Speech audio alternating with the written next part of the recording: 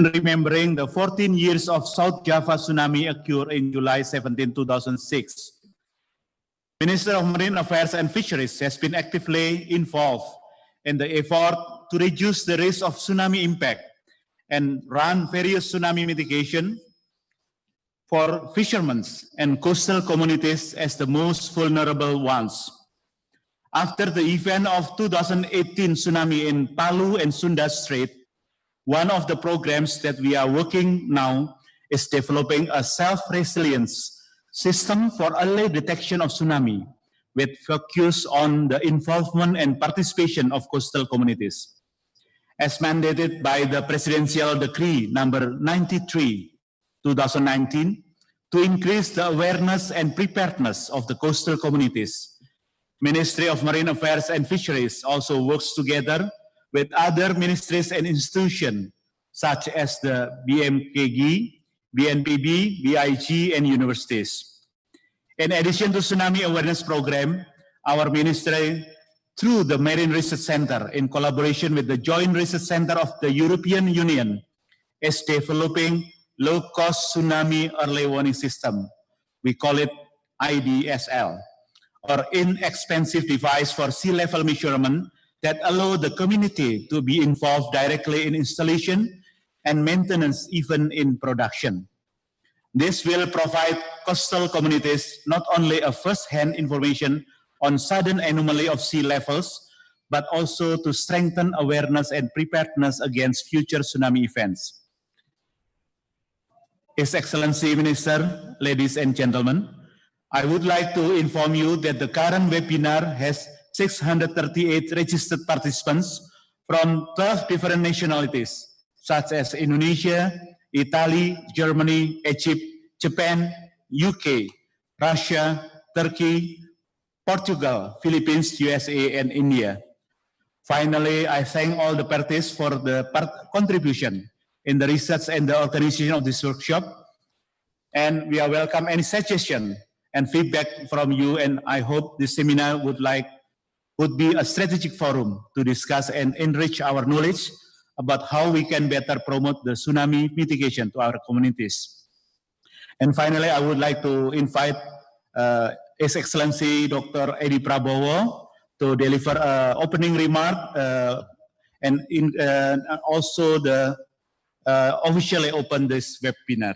Thank you all. Wassalamualaikum warahmatullahi wabarakatuh. Very good afternoon to all of you. Thank you.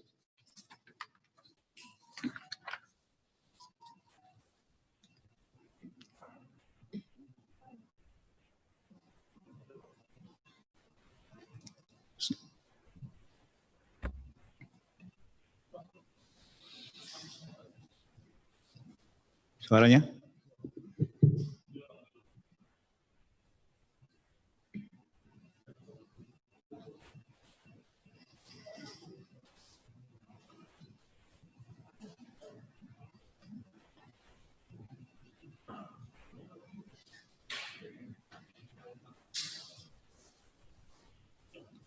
Suaranya belum ada?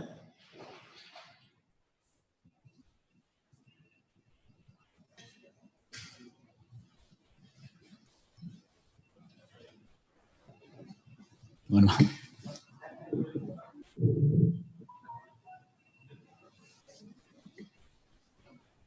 Kemana suaranya? Ya, suaranya sudah ada, Mas.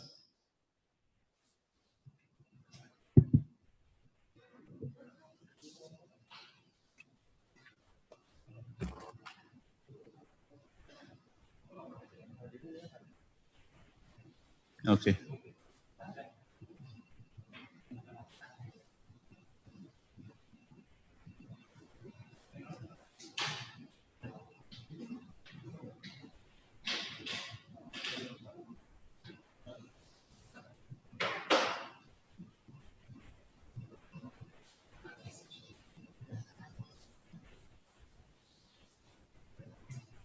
Ini ring of fire-nya, Pak.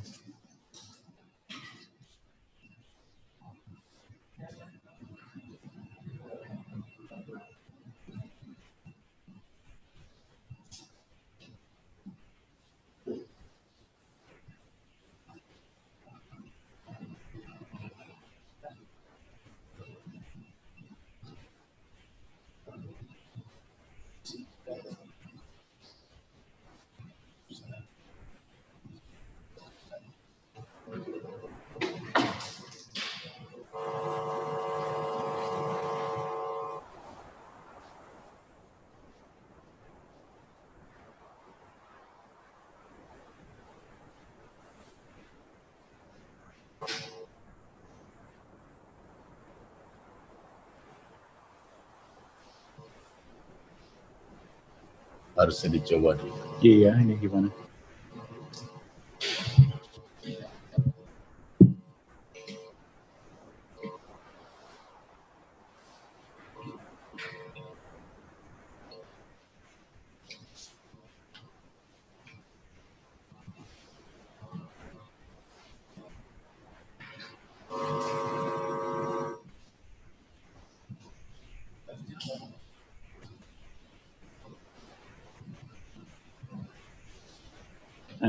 Ring of Fire Pak, selatan.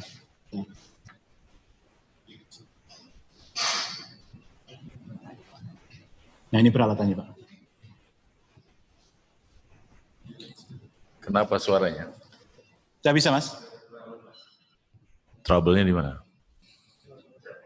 Trouble-nya di mana?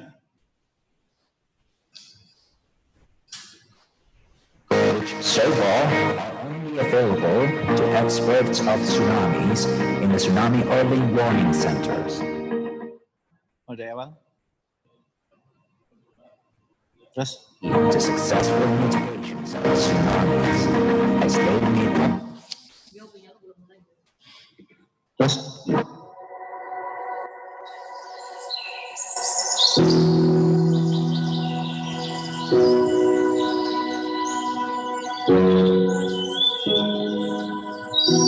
Indonesia, the largest archipelagic state in the world.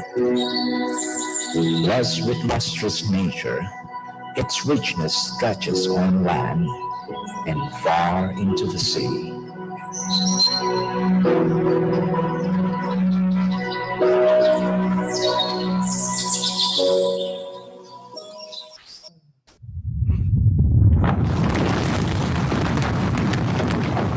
However, hidden from the view is a very complex structure of tectonic plates.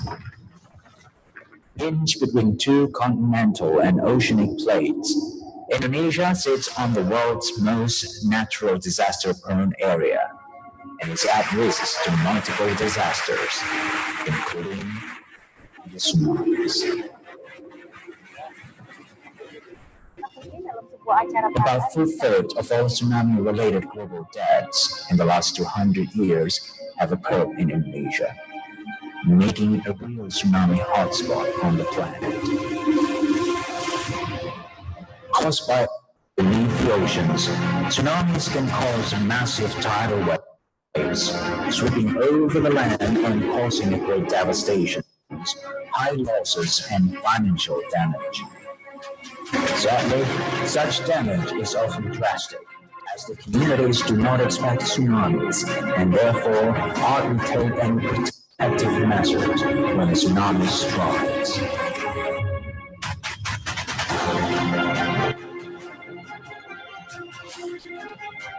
The Ministry of Marine Affairs and Fisheries, Republic of Indonesia, is developing a community-based approach to tsunami preparedness, where communities' participation is placed at the heart of the national effort to mitigate the impacts of tsunamis in Indonesia.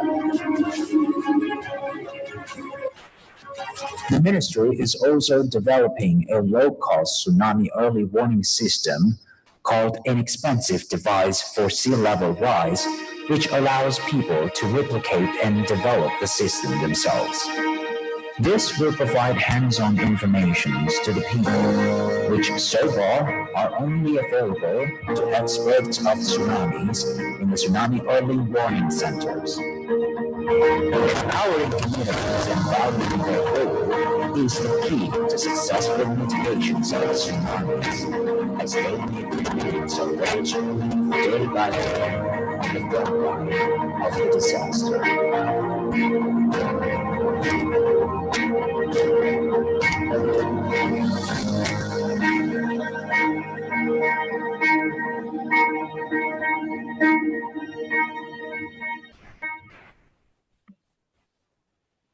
His Excellency Minister, we would like to invite you to deliver the keynote speech. His Excellency Minister, time is yours.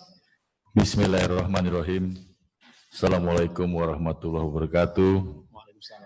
Good afternoon.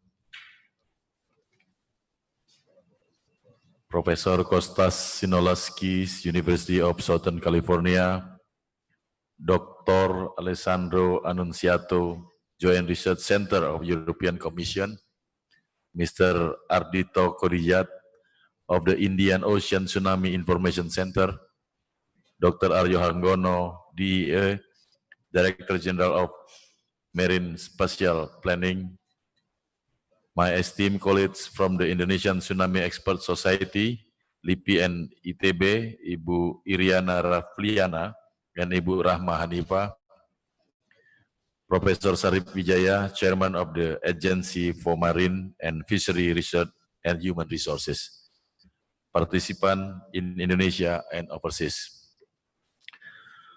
First of all, I would like to say apologize about delay this meeting. On behalf of the Republic of Indonesia, it is a pleasure for me to welcome you all to this international virtual meeting seminar on strengthening mitigation effort through community-based tsunami preparedness. Indonesia, as the largest island nation in the world, is strategically located in the intersection between two oceans and two great continents. This gives Indonesia an endless blessing of natural resources, both on land and sea. Coastal communities and villages whose lifeline depend on the richness of the sea grow and flourish along the coastline of Indonesia. However, it also means that our country sits on top of active and dynamic tectonic plates, which constantly move and cause natural disaster, including earthquake and tsunamis. This situation prompted Indonesia government to formulate a practical tsunami mitigation regime because large number of coastal communities and villages could be left vulnerable and devastated when a tsunami strikes. In addition, vast coastlines and large number of coastal community means that Indonesia needs tsunami early warning system to be installed in many tsunami-prone areas. In this situation, the government needs to develop a tsunami mitigation program that includes the participation of the communities to develop their preparedness and make them more resilient of tsunami. Ladies and gentlemen, we believe that coastal spatial planning and empowering community and valuing their role are the key to successful mitigation of tsunamis. Therefore, our strategy is developing a community-based approach to tsunami preparedness by building communities, insight, and practical skill in the event of impending tsunami. Through dissemination and extension program, we aim to expand people knowledge and awareness on the impact of tsunami, which part of the coast would be affected, how much time remains, and where to seek shelter during tsunami. In addition to awareness program, our ministry, through the Marine Research Center in collaboration with the Joint Research Center of the European Commission, is developing the low-cost tsunami early warning system called IDSL, or inexpensive device for sea levels measurement that allow the community to be involved directly in installation and maintenance, even in production. This will provide coastal community not only a first-hand information on changing of the sea level rise due to sudden anomaly, but also to strengthen awareness and preparedness against future tsunami events. Ladies and gentlemen, in this opportunity, we would like to introduce you the Indonesian name of IDSL. In order to familiarize the system among Indonesian, we introduced the new term called PUMA, or perangkat ukur murah untuk mengukur muka air laut. How to translate in English? This is in Indonesian language. Puma, along with other existing systems, e.g. BMKG, and the involvement of community in reducing the impact of tsunami, also need support from other parties, policies, and cooperation coordination with other authorities, especially BMKB, BNPB, and the local government. Therefore, we set up the program called ADAT-Mandiri or Aksi Bersama Detektif Awal Tsunami Secara Mandiri, in line with Presidential Decree number 93/2019, where the MMAF is responsible for tsunami wave mitigation in the cultural aspect. This innovation is our first step to elevate the role of our coastal community in disaster mitigation. However, we understand that the road ahead is still long. Therefore, we are currently continuing to test and develop our innovation with our staff and researchers, and we open to collaborate with all related stakeholders inside and outside Indonesia. Finally, I thank all the parties for their contribution in the research and the organization of this international virtual seminar. We are open and we welcome any suggestion and feedback from you, and I hope this seminar would be a strategic forum to discuss and enrich our knowledge about how we can better promote tsunami mitigation to our community. With that, I officially open this seminar. Thank you. Wassalamualaikum warahmatullahi wabarakatuh. Good afternoon. Thank you, Minister Edhy Prabowo, for the insightful keynote speech. His Excellency Minister, ladies and gentlemen, the next session is panel discussion series that will be hosted by moderator Mr. Smeidi Husrin. Bapak Menteri, Bapak Kepala Badan, terima kasih. Acara telah selesai dan selanjutnya adalah diskusi panel yang akan dipandu oleh moderator. Sebelumnya, kami mengharapkan untuk dapat berfoto bersama dengan Bapak Menteri dan Kepala Badan. Terima kasih.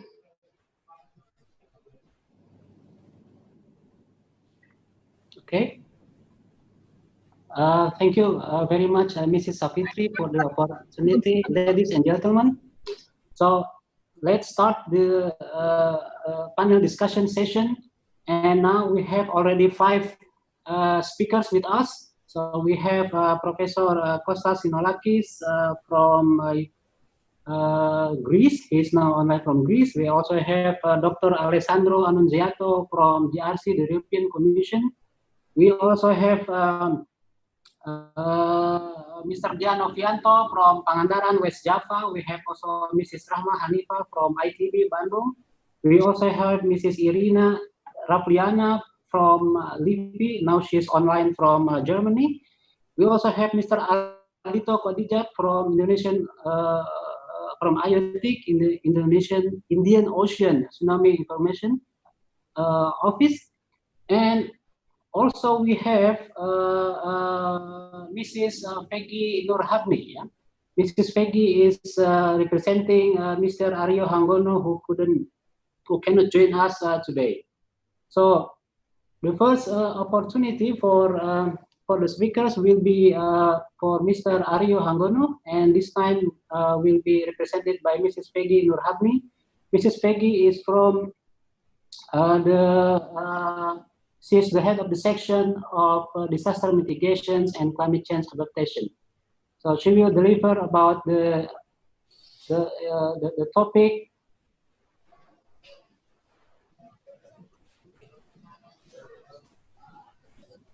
on disaster management strategy in Indonesia.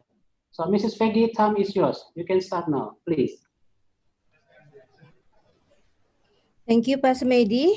Assalamualaikum warahmatullahi wabarakatuh. Distinguished panelists, ladies and gentlemen, good afternoon. Apology from Dr. Aryo Hanggono for cannot come and join this meeting, and I will present him to present about the disaster mitigation strategy in Indonesia. Can I see the slides, please? Pak Medi, can I see the slides?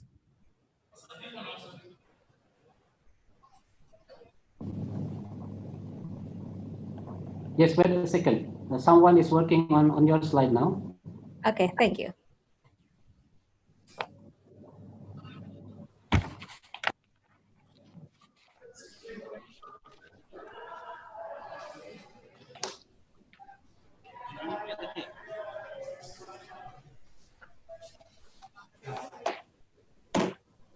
Mr. Adi, can you show the slide of Mr. Aryo Hanggono, please?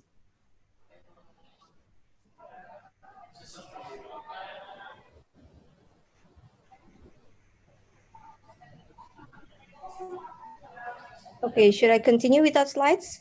Yes, please. Okay. Okay, I will bring you with the recent direction for disaster management in Indonesia. At the National Coordination Meeting on Disaster Management in the early of February 2020, the President of Republic of Indonesia, His Excellency Joko Widodo, highlights 4 major points in the implementation of disaster management in Indonesia. The first one is the synergy between national and local government in conducting disaster readiness, mitigation, and preparedness. Second is the urgency for all governors, regions, and mayors to set a contingency plan on their own area. A third, can I see my slides? It's coming. Okay. The third one is using a pentahelic collaborative approach. So it's not only involve the government, but also the academicians, the researcher, private sector, community, and also mass media. So it's pentahelic.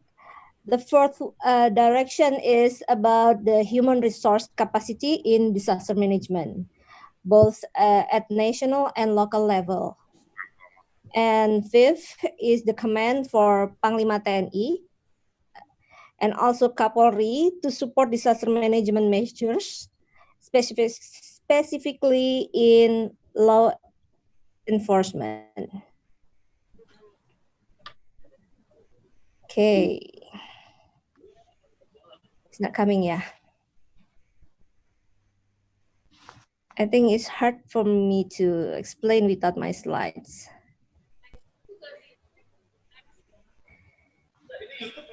Okay, continue.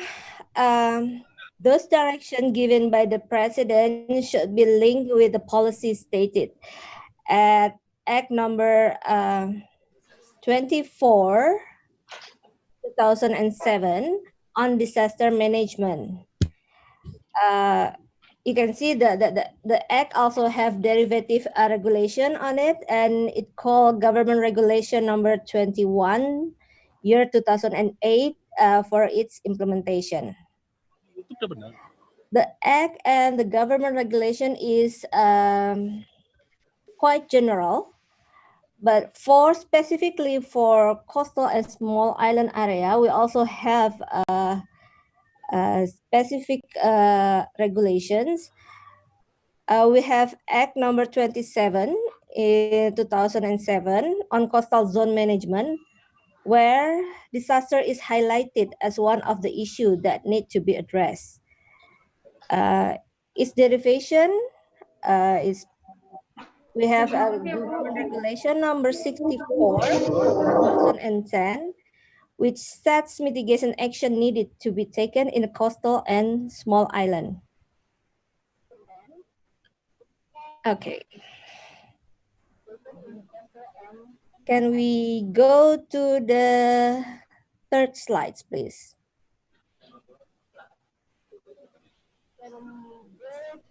This one, I already discussed this. Next, please. Terus yang ketiga. Okay, I already say about this. Okay, next. Next turun lagi. Okay. This is the connection between disaster management and spatial planning. Well, in addition to government regulation number 64 in 2010, Act 27 in 2007 also mandates the implementation of coastal setback through Presidential Decree number 51 2016. The coastal setback, not yet, previous slide. Previous.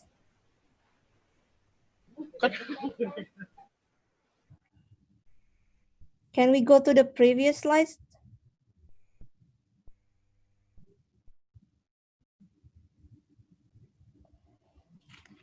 Okay. The coastal setback area is needed to be established by local government with provincial and also the regency, the city, and it become an integrated part of a spatial planning regulation or RTRW. So it will be part of RTRW.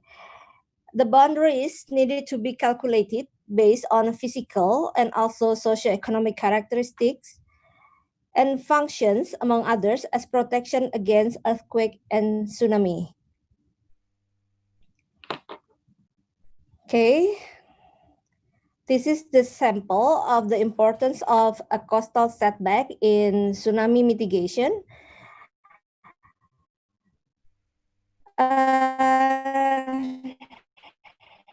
Not yet, please. I want all participants to see the difference before and after tsunami. One slide before this one.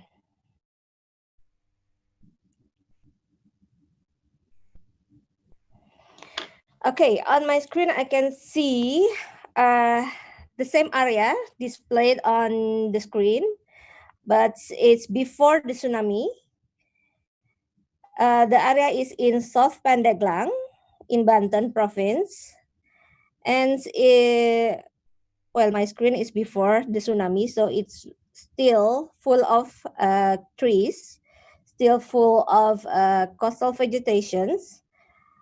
And you can see we calculate the distance is about 168 meters from the coastline to the road there at the settlement area. And the area between the coastline and the settlement area is full of trees, coconut tree, I think. Before tsunami, the plantation is quite dense. And what happened after the tsunami hit the Sunda Strait tsunami?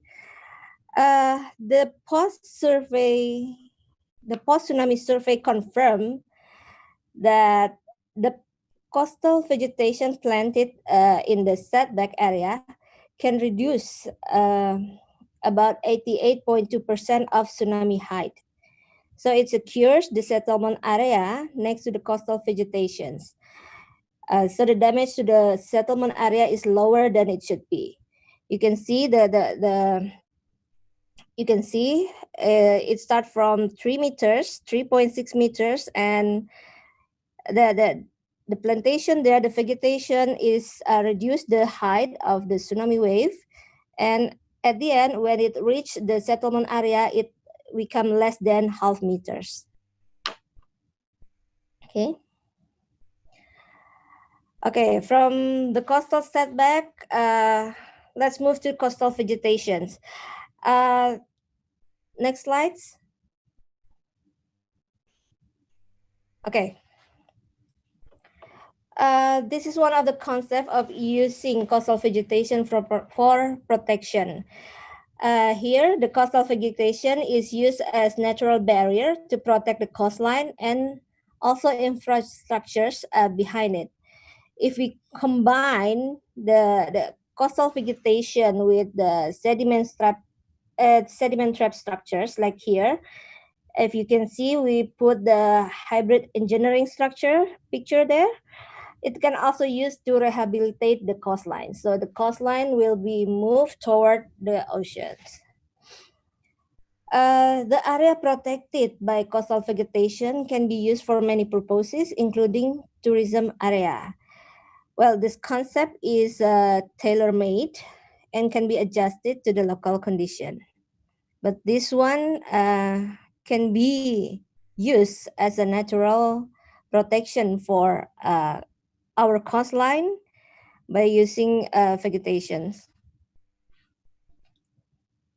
Okay, I will move to another example. Here in Telengria Beach in Pacitan Bay.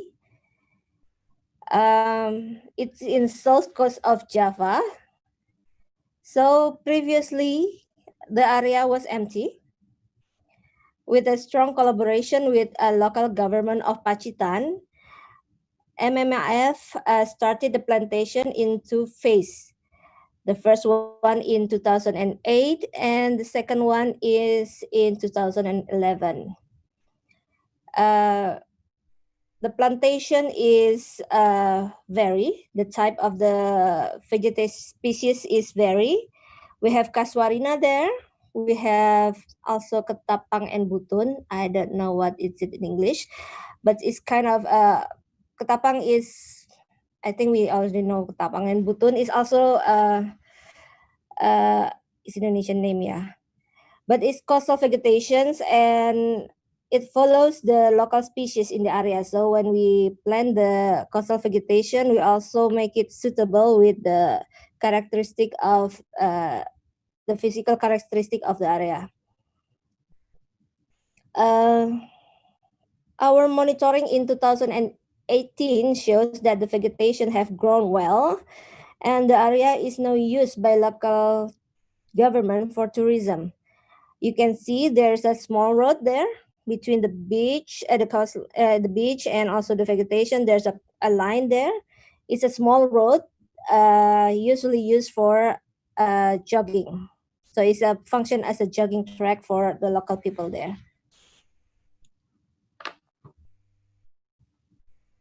Another example is in Muara Putus village in Agam, West Sumatra. Also another tsunami prone area. The casuarina there also grow very well and it protects the road and also the settlement area behind it.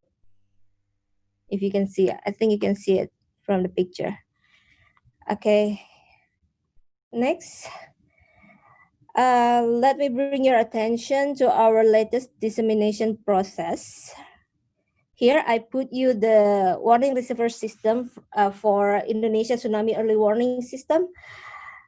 So at the mid of this year, MMAF have an intense communication with BMKG regarding the installation of one of the receiver system in KKP. It's already installed at the beginning of this month, and it's put in Mina Bahari 3 building. The system is directly connected to BMKG and BMKG server, and it sends two types of early warning. The first one is this first one, the left one is the real-time warning for earthquake, and also while the right side is the warning released by BMKG.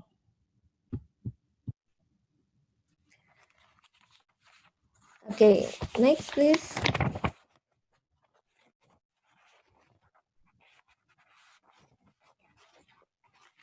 Okay, this is how it looked like. Maybe the slides will provide you better better view of the monitor. The first one is about the real-time warning. every time the sensors detect an earthquake with magnitude more than 1, it automatically appears on the screen together with the sounds of the alarm. So in 8th floor of GMB3, you will hear a lot of alarms saying that the earthquake happens there and there. If the magnitude is more than 5 in Richter scale, then it's also the warning also will be sent to the through SMS to 20 listed PICs. The right corner is the official release warning sent by BMKG operator. So sometimes you can see from the screen that the scale from both earthquake is not the same, because the release one usually has already been calibrated by the BMKG. This official warning also will send you the warning for tsunami if any tsunami is detected by the sensors. Okay, next.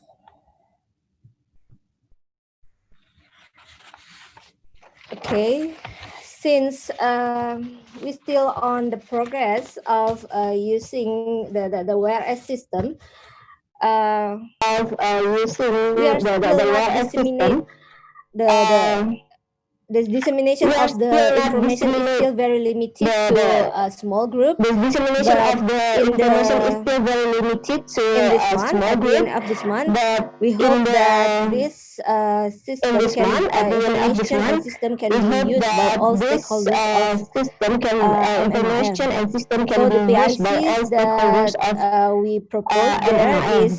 So the PICs that we propose there is Pusdatin, Fisheries community, the Pelabuhan Perikanan, Fisheries Harbor, SKPT, all the KKP office in all over Indonesia.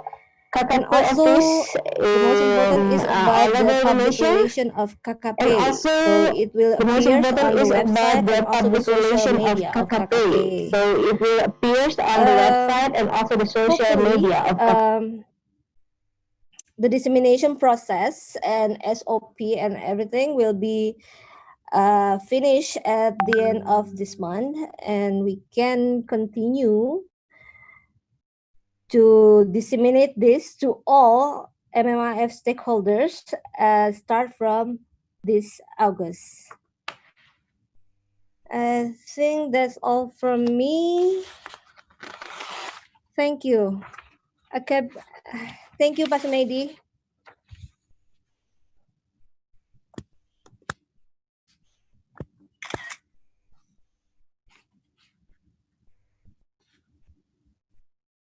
Hello.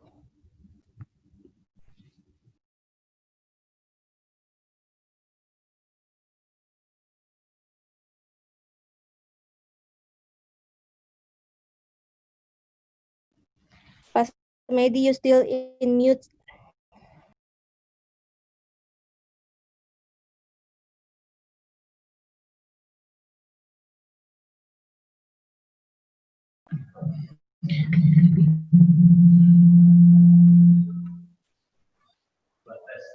Tes. Thank you.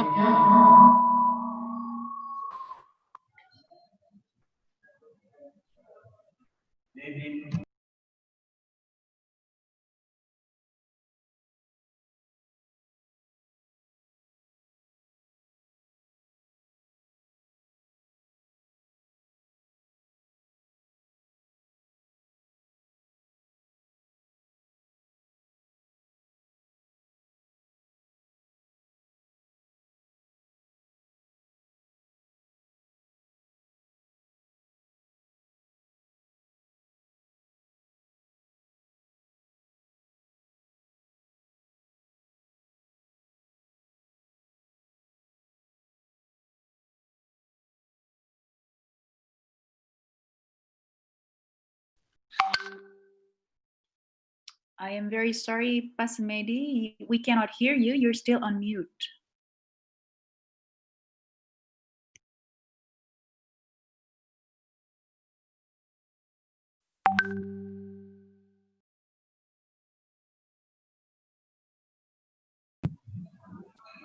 Halo?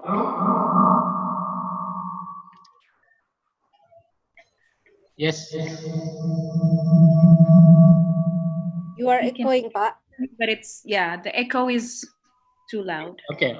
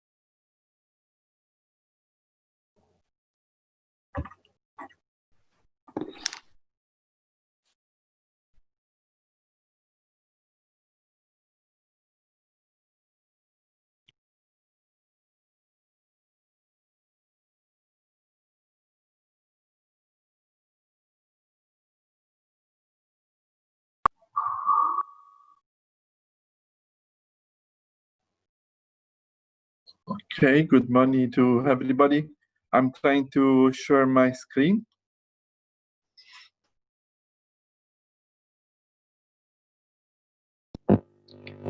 Yes, please.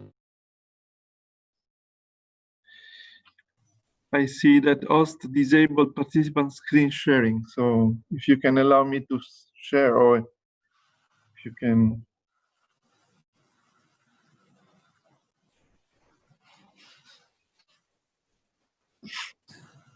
I cannot share my screen. So if you can allow me to share, I will do it. Mungkin admin perlu mengizinkan Pak Alessandro untuk share screen. Yeah, I think all of the panelists cannot share their screens too. In that case, if you can show the presentation on your side, I will say. Bang Smedi, mungkin slide share dibuka aja untuk semua panelis. Jadi sambil ini kita bisa continue tanpa saling menunggu.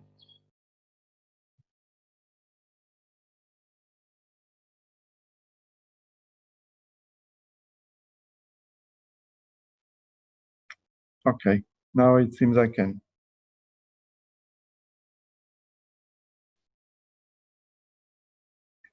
Can you see my screen? Yes, Dr. Alessandro, we can see your screen. Thank you. Okay, this talk is related to the last mile projects, and I will describe what we have done and what we plan to do also in the next future. So the objective is, can we alert for near field tsunami? This is the question. So since 2004, the international community did a lot of impressive improvements. We have seen also recently the previous presentation. And this is particularly true in Indonesia, because it was a country that mostly suffered for the largest impact of severe events. So, however, let's say the problem is near shore or non-seismic tsunami, because for those kind of events, the possibility to alert the population is rather limited. And so the last mile is very important, because we have to transfer the alert to the affected population. Until the alert is not at the affected population, we cannot say that we succeeded in performing an alert.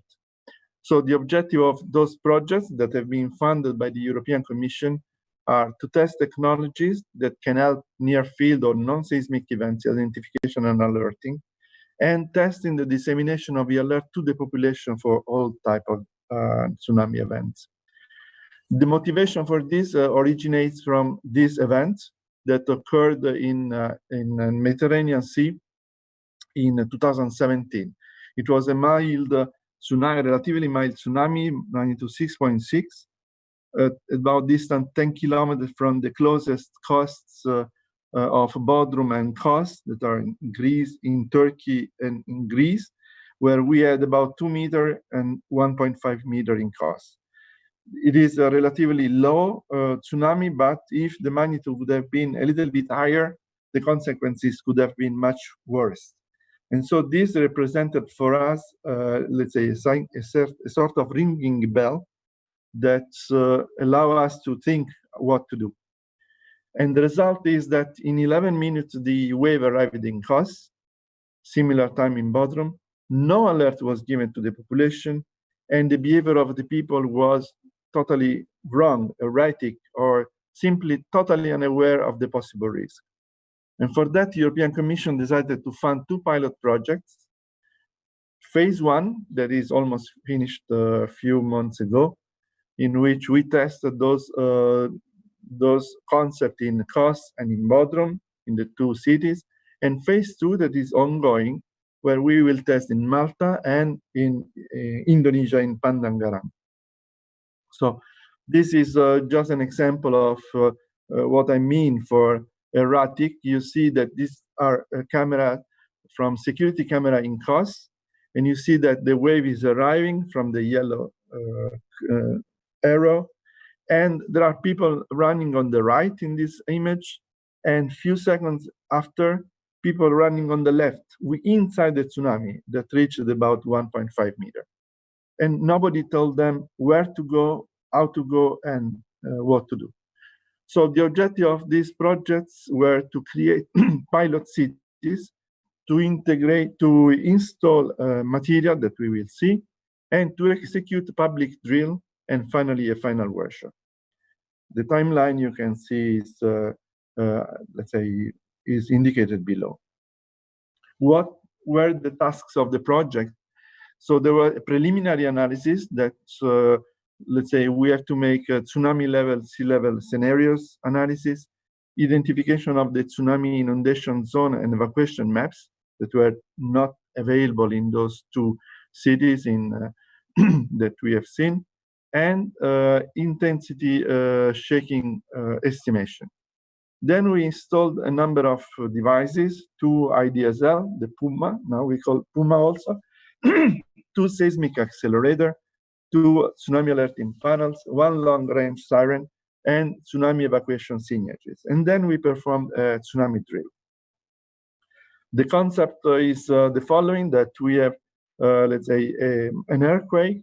This earthquake will be detected by the earthquake sensor. So the earthquake sensor can already send a message to the alerting panel directly from the earthquake sensor itself with a siren. And when the tsunami wave will be detected by the IDSL, Also, the ADSL will send another alerting message to the alerting panel.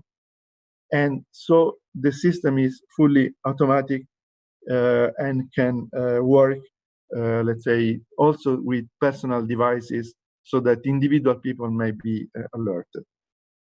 And this is the way to improve, let's say, to cut the timing of the alerting.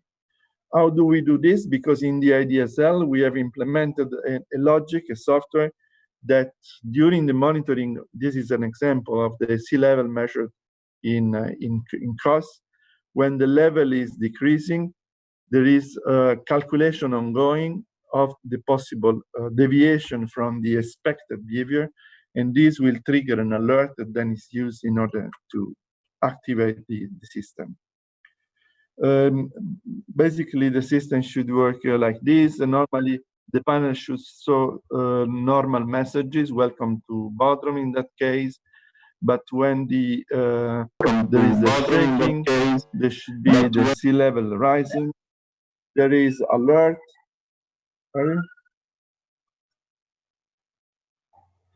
And there is a message saying go to high ground, and people should direct to high ground. We did this project we have implemented, as I said, in Bodrum and in COS. And now we report here some images of the COS exercise. We installed the tsunami synergies, we installed the siren, the alerting panel, and then we did an interesting exercise where 2 schools were involved and were activated. When the alert was activated, they had to go through the evacuation sign to the safe zones. Next phase, this is 2021. We will test in those 2 locations, in Marshak's Lock in Malta. This is a place that is about 45 to 50 minutes from the source, and we will do a full installation and public drill. And then in Pandangaran, more or less same time, let's say with a full installation, only one ADSL is already installed. In Malta is located in the Mediterranean Sea, you know, is south of Italy. And the location where this will be tested is in the south of the island. It is a very, let's say, touristic and industrial area. And in Pandangaran, let's say we intend to perform similar activity. And we are already, let's say, planning with colleagues from MMF the way to really conduct the exercise. The material arrived only a couple of days ago here in JSC. Those are the five panels, and 2 will be sent in Indonesia. And on the right, there are a number of, let's say, additional materials, sirens, and so on. And also those will be sent soon after we have tested them. So in five we will complete this phase by mid-2001. But what is important is also to ensure the sustainability of those, and also those will be sent soon after we have tested. Find other cities, testing new communication systems. So, and very important periodic testing of the implemented pilot cities. Otherwise, even if we make a very nice exercise probably next year, then let's say when this will be needed, it will not work. So there must be a very detailed and very serious testing program so the system is always functional when it is needed. And in this system, the UNESCO has a very important role in order to guarantee the harmonization in the various countries, and also to promote local alerting system, comparable and integrated with the national warning system. And I saw before the previous presentation is going the same direction, and I very much welcome. So in conclusion, I think that those last mile projects that we are carrying on are, in my opinion, quite important contribution for the tsunami, near-shore tsunami problem. And they are very important also for tsunami awareness of local communities and authorities. Because what we have seen in the case of COS and also in the case of Bodrum, that one of the major, let's say, advantage of those projects was exactly the fact that this led the communities to think about these problems, even if, let's say, even without doing a lot of things, but the simple fact that they have to think how to react, how to plan, how to organize the emergency was very, very important for the tsunami awareness. Of course, we need a lot of coordination for an event like this between authorities and between population and between national, let's say, bodies. But international cooperation is absolutely important in order to have harmonization of the various installations. And this completes my presentation. Thank you.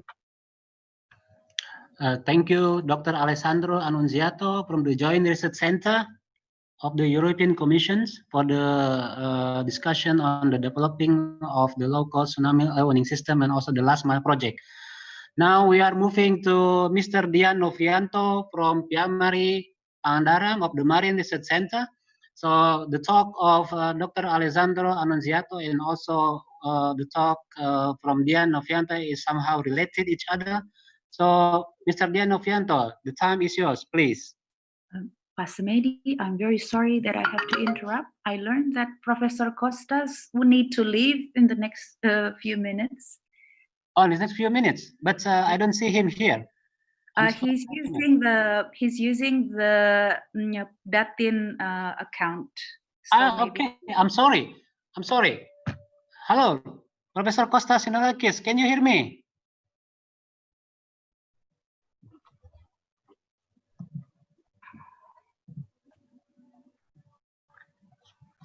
Professor Costas Synolakis, if you are here,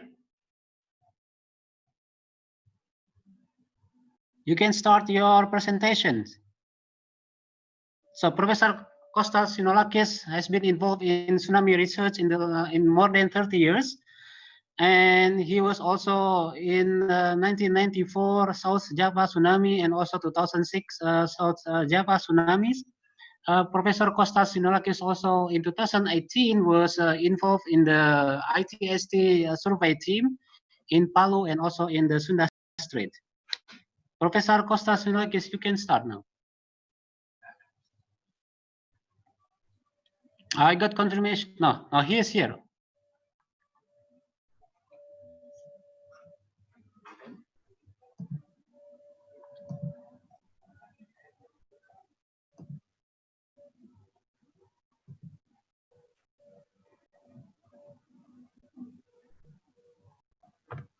Professor Synolakis. Hello, good morning. Hello. Oh, good. Finally. Good morning. Hear me? Good morning. Hi. Good morning. Finally, it has been fairly difficult to connect. This is always the case with Zoom meetings. No matter how much we do it, there are always small bugs. So, good morning, Indonesia and the world. Good afternoon. What I wanted to catch up with you is give you a review of the last 25 years in terms of what we did in East Java in 1994.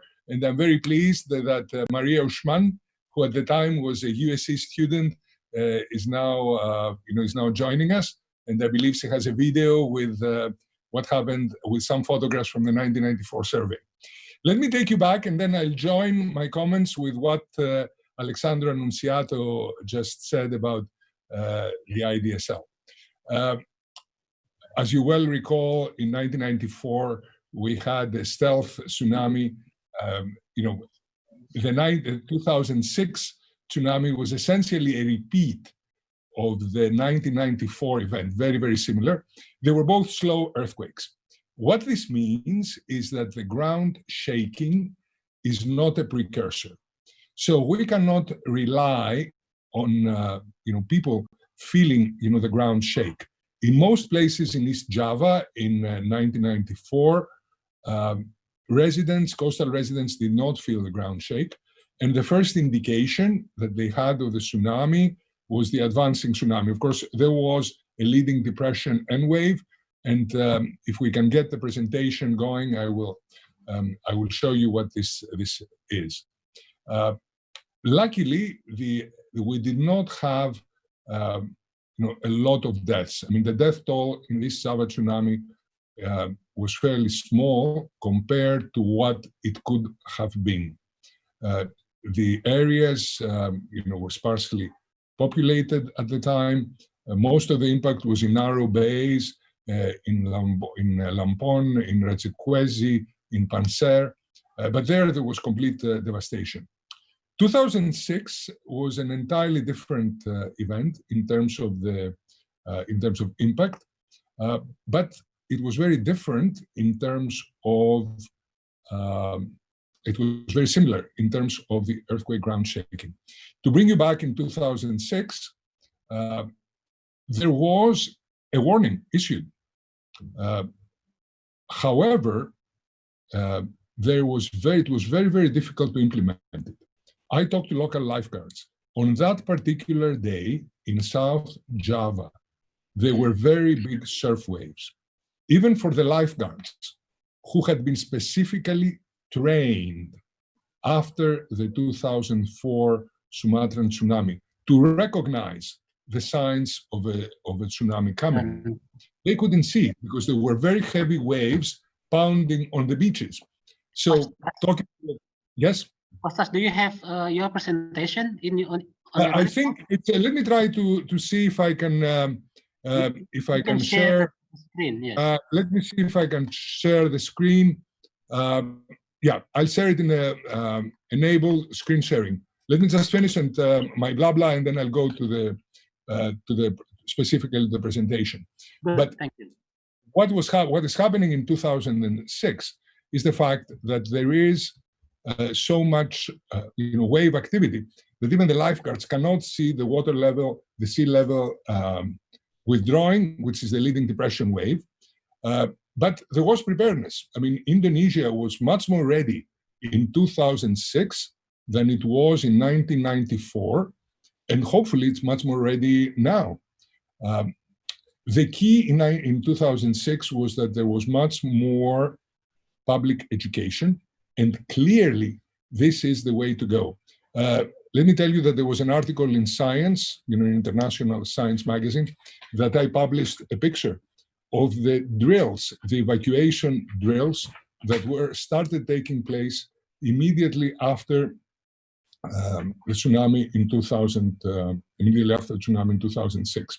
So both the 1994 and the 2006 tsunamis are textbook examples of why tsunami mitigation is so difficult.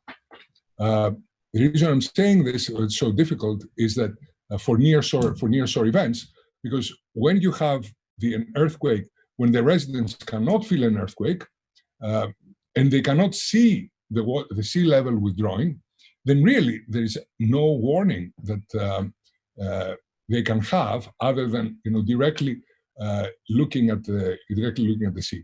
So this is a big challenge, and it is still with us. Slow earthquakes of the kind that the people cannot feel the ground shaking. Back in 1994, we thought that there was about 1 in 100. Now we think that slow earthquakes are about 1 in 10. Some people even think 1 in 5. So these are more common events. For Indonesia and for the world, this means that we go back to the point where public education and awareness are incredibly important in terms of saving lives. And I mean, I'll try to share my screen for a minute. Let me see if it's going to work. To sort of, if I can get my presentation. Host disabled screen sharing. Can you please activate my screen sharing? And I'll see if I can get my my PowerPoint to work.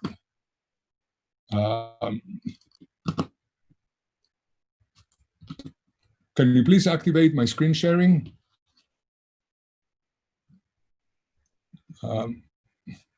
Screen sharing, if you can hear me.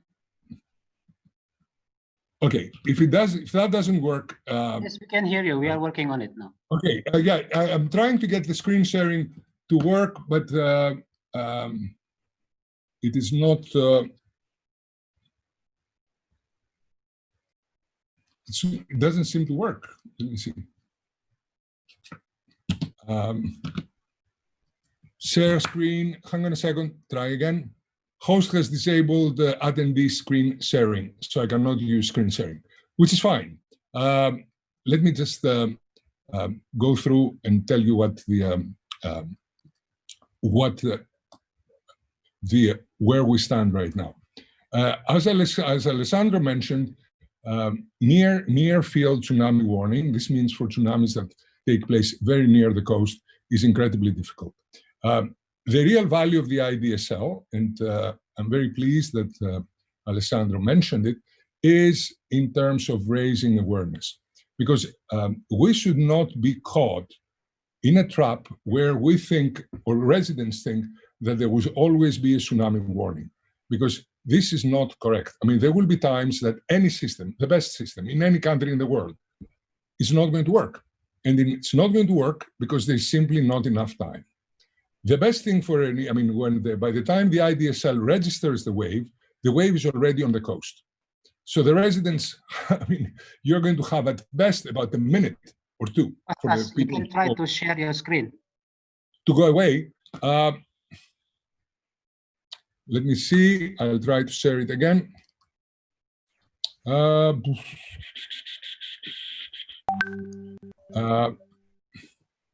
Okay.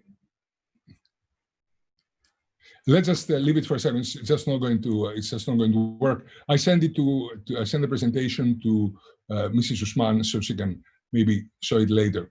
But anyway, let me talk about the IDSL and the near field warning.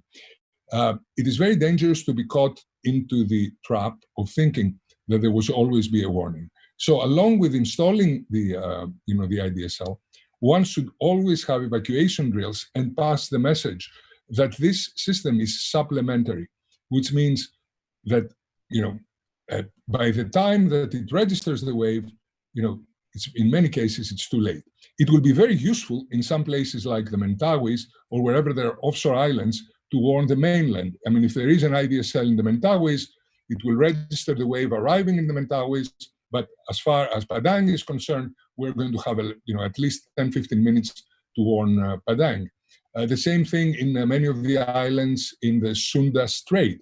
I mean, if there had been an IDSL in any of the islands, in Sunda Strait, along the coast of Java or Sumatra, there would have been time to have a warning. So I will end this brief intervention by saying that the world has learned a lot from Indonesia and from Indonesian tsunamis. I mean, we have basically developed our numerical tools and our numerical codes following the Flores Island and the 1994 East Javan tsunami. So, I mean, basically all the benchmarking, calibration, everything that took place with the field data that the international community collected from the Flores and, as I said, Flores and East Java.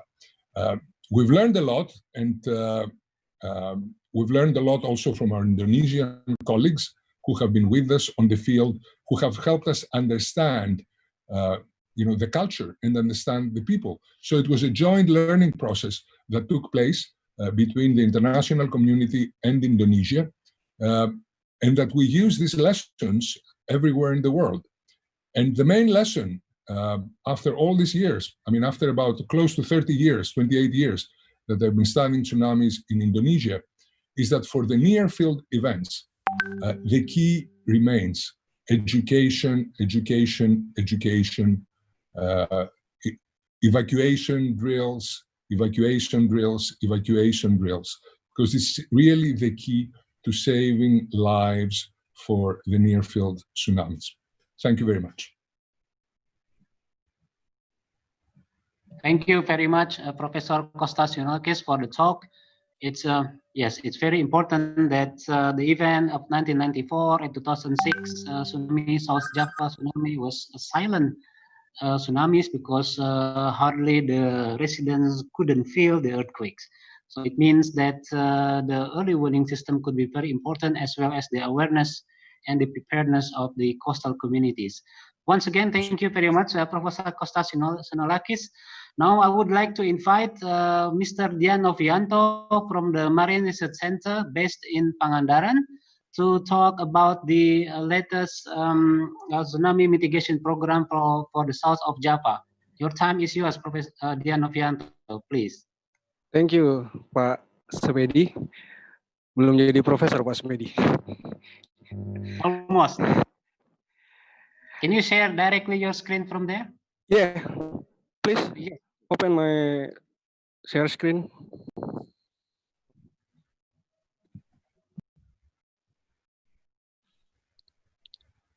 Okay.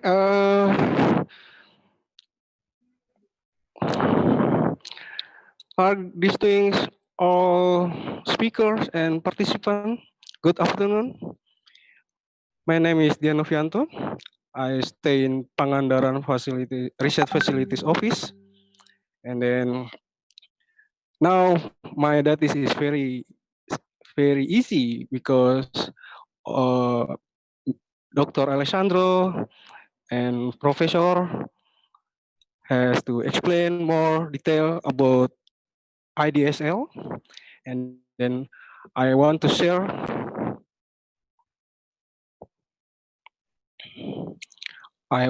my slide.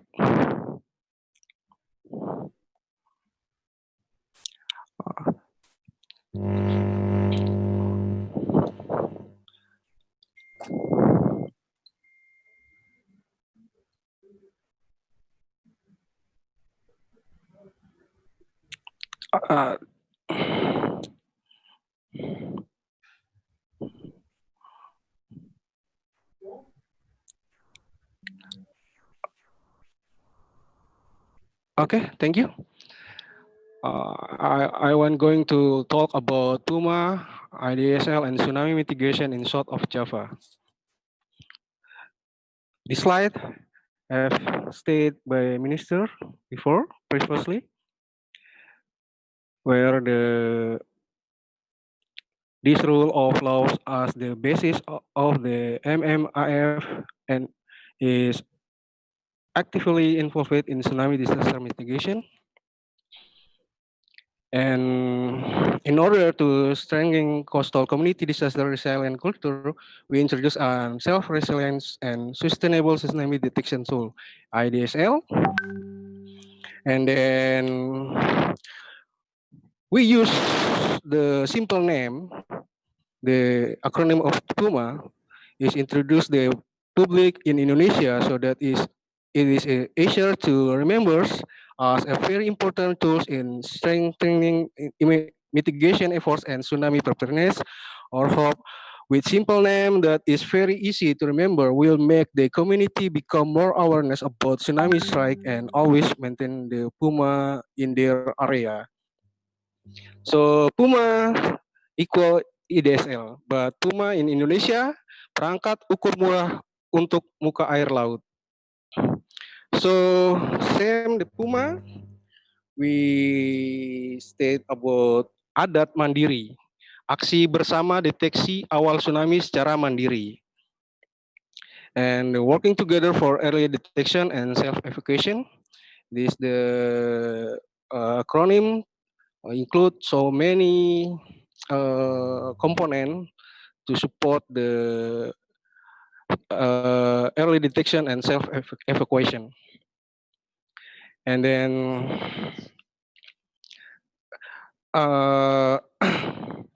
we already have existing AWS hosting by BMKG, and PUMA is part of strengthening mitigation infrastructure.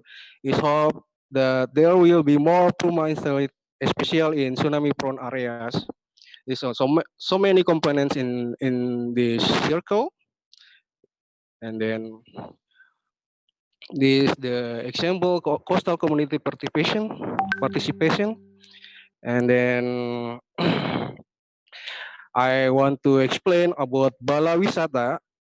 Bala Wisata means assistance from the community to helping and services for tourist activity in their area, and then communities can directly control and maintain the equipment.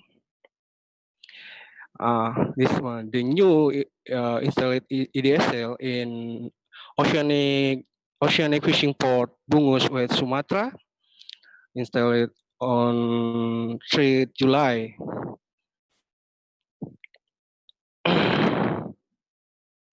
This the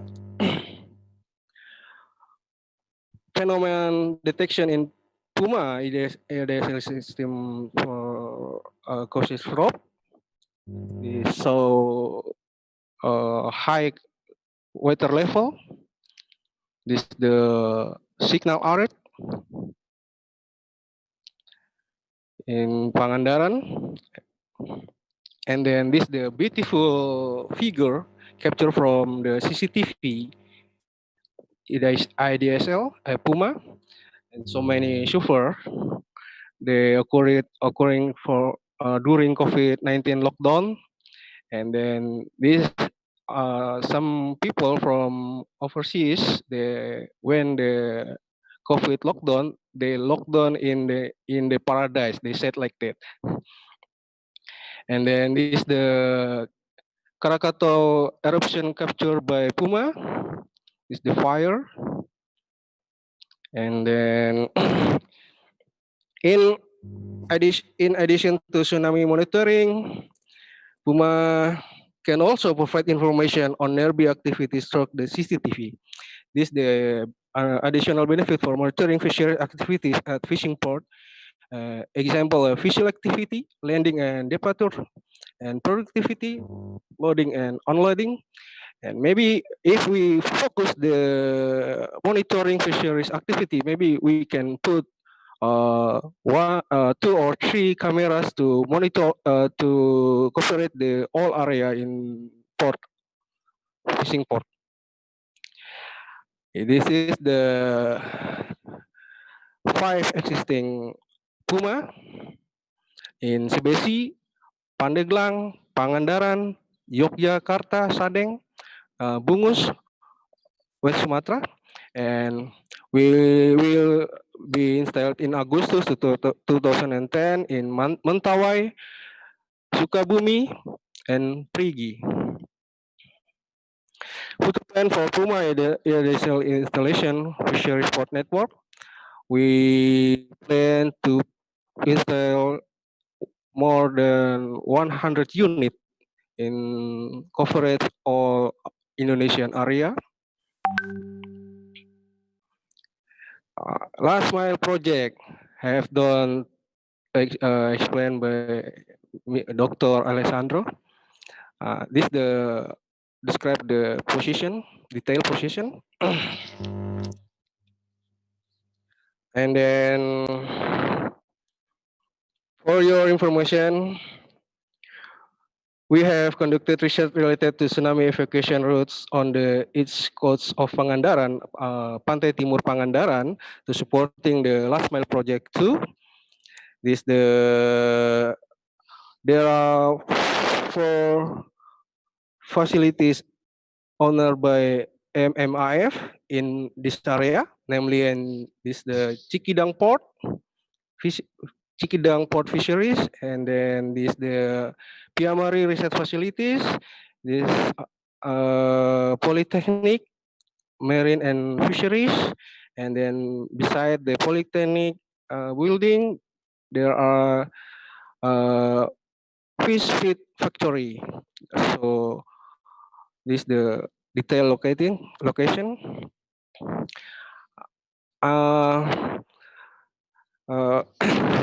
Related conductor research related to tsunami, we have provide the models, tsunami modeling.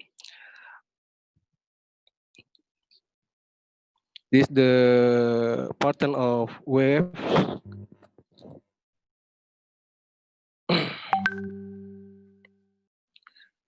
Following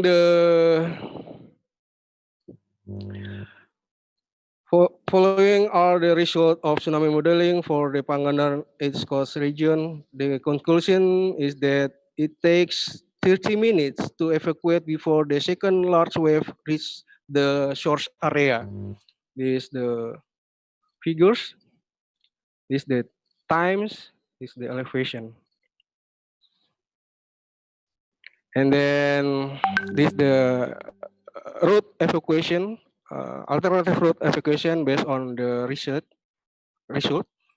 This the existing route, and then we in here, if using the existing route, we need 50 minutes.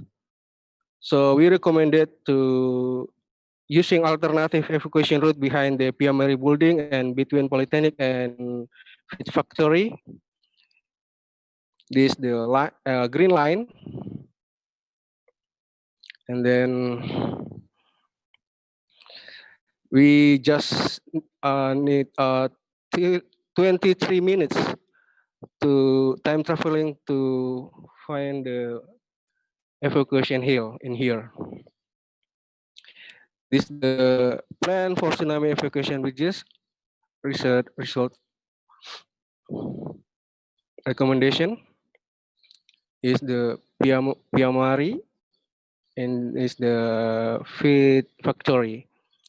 Is before there any street in here local street for the people activity in near the shore.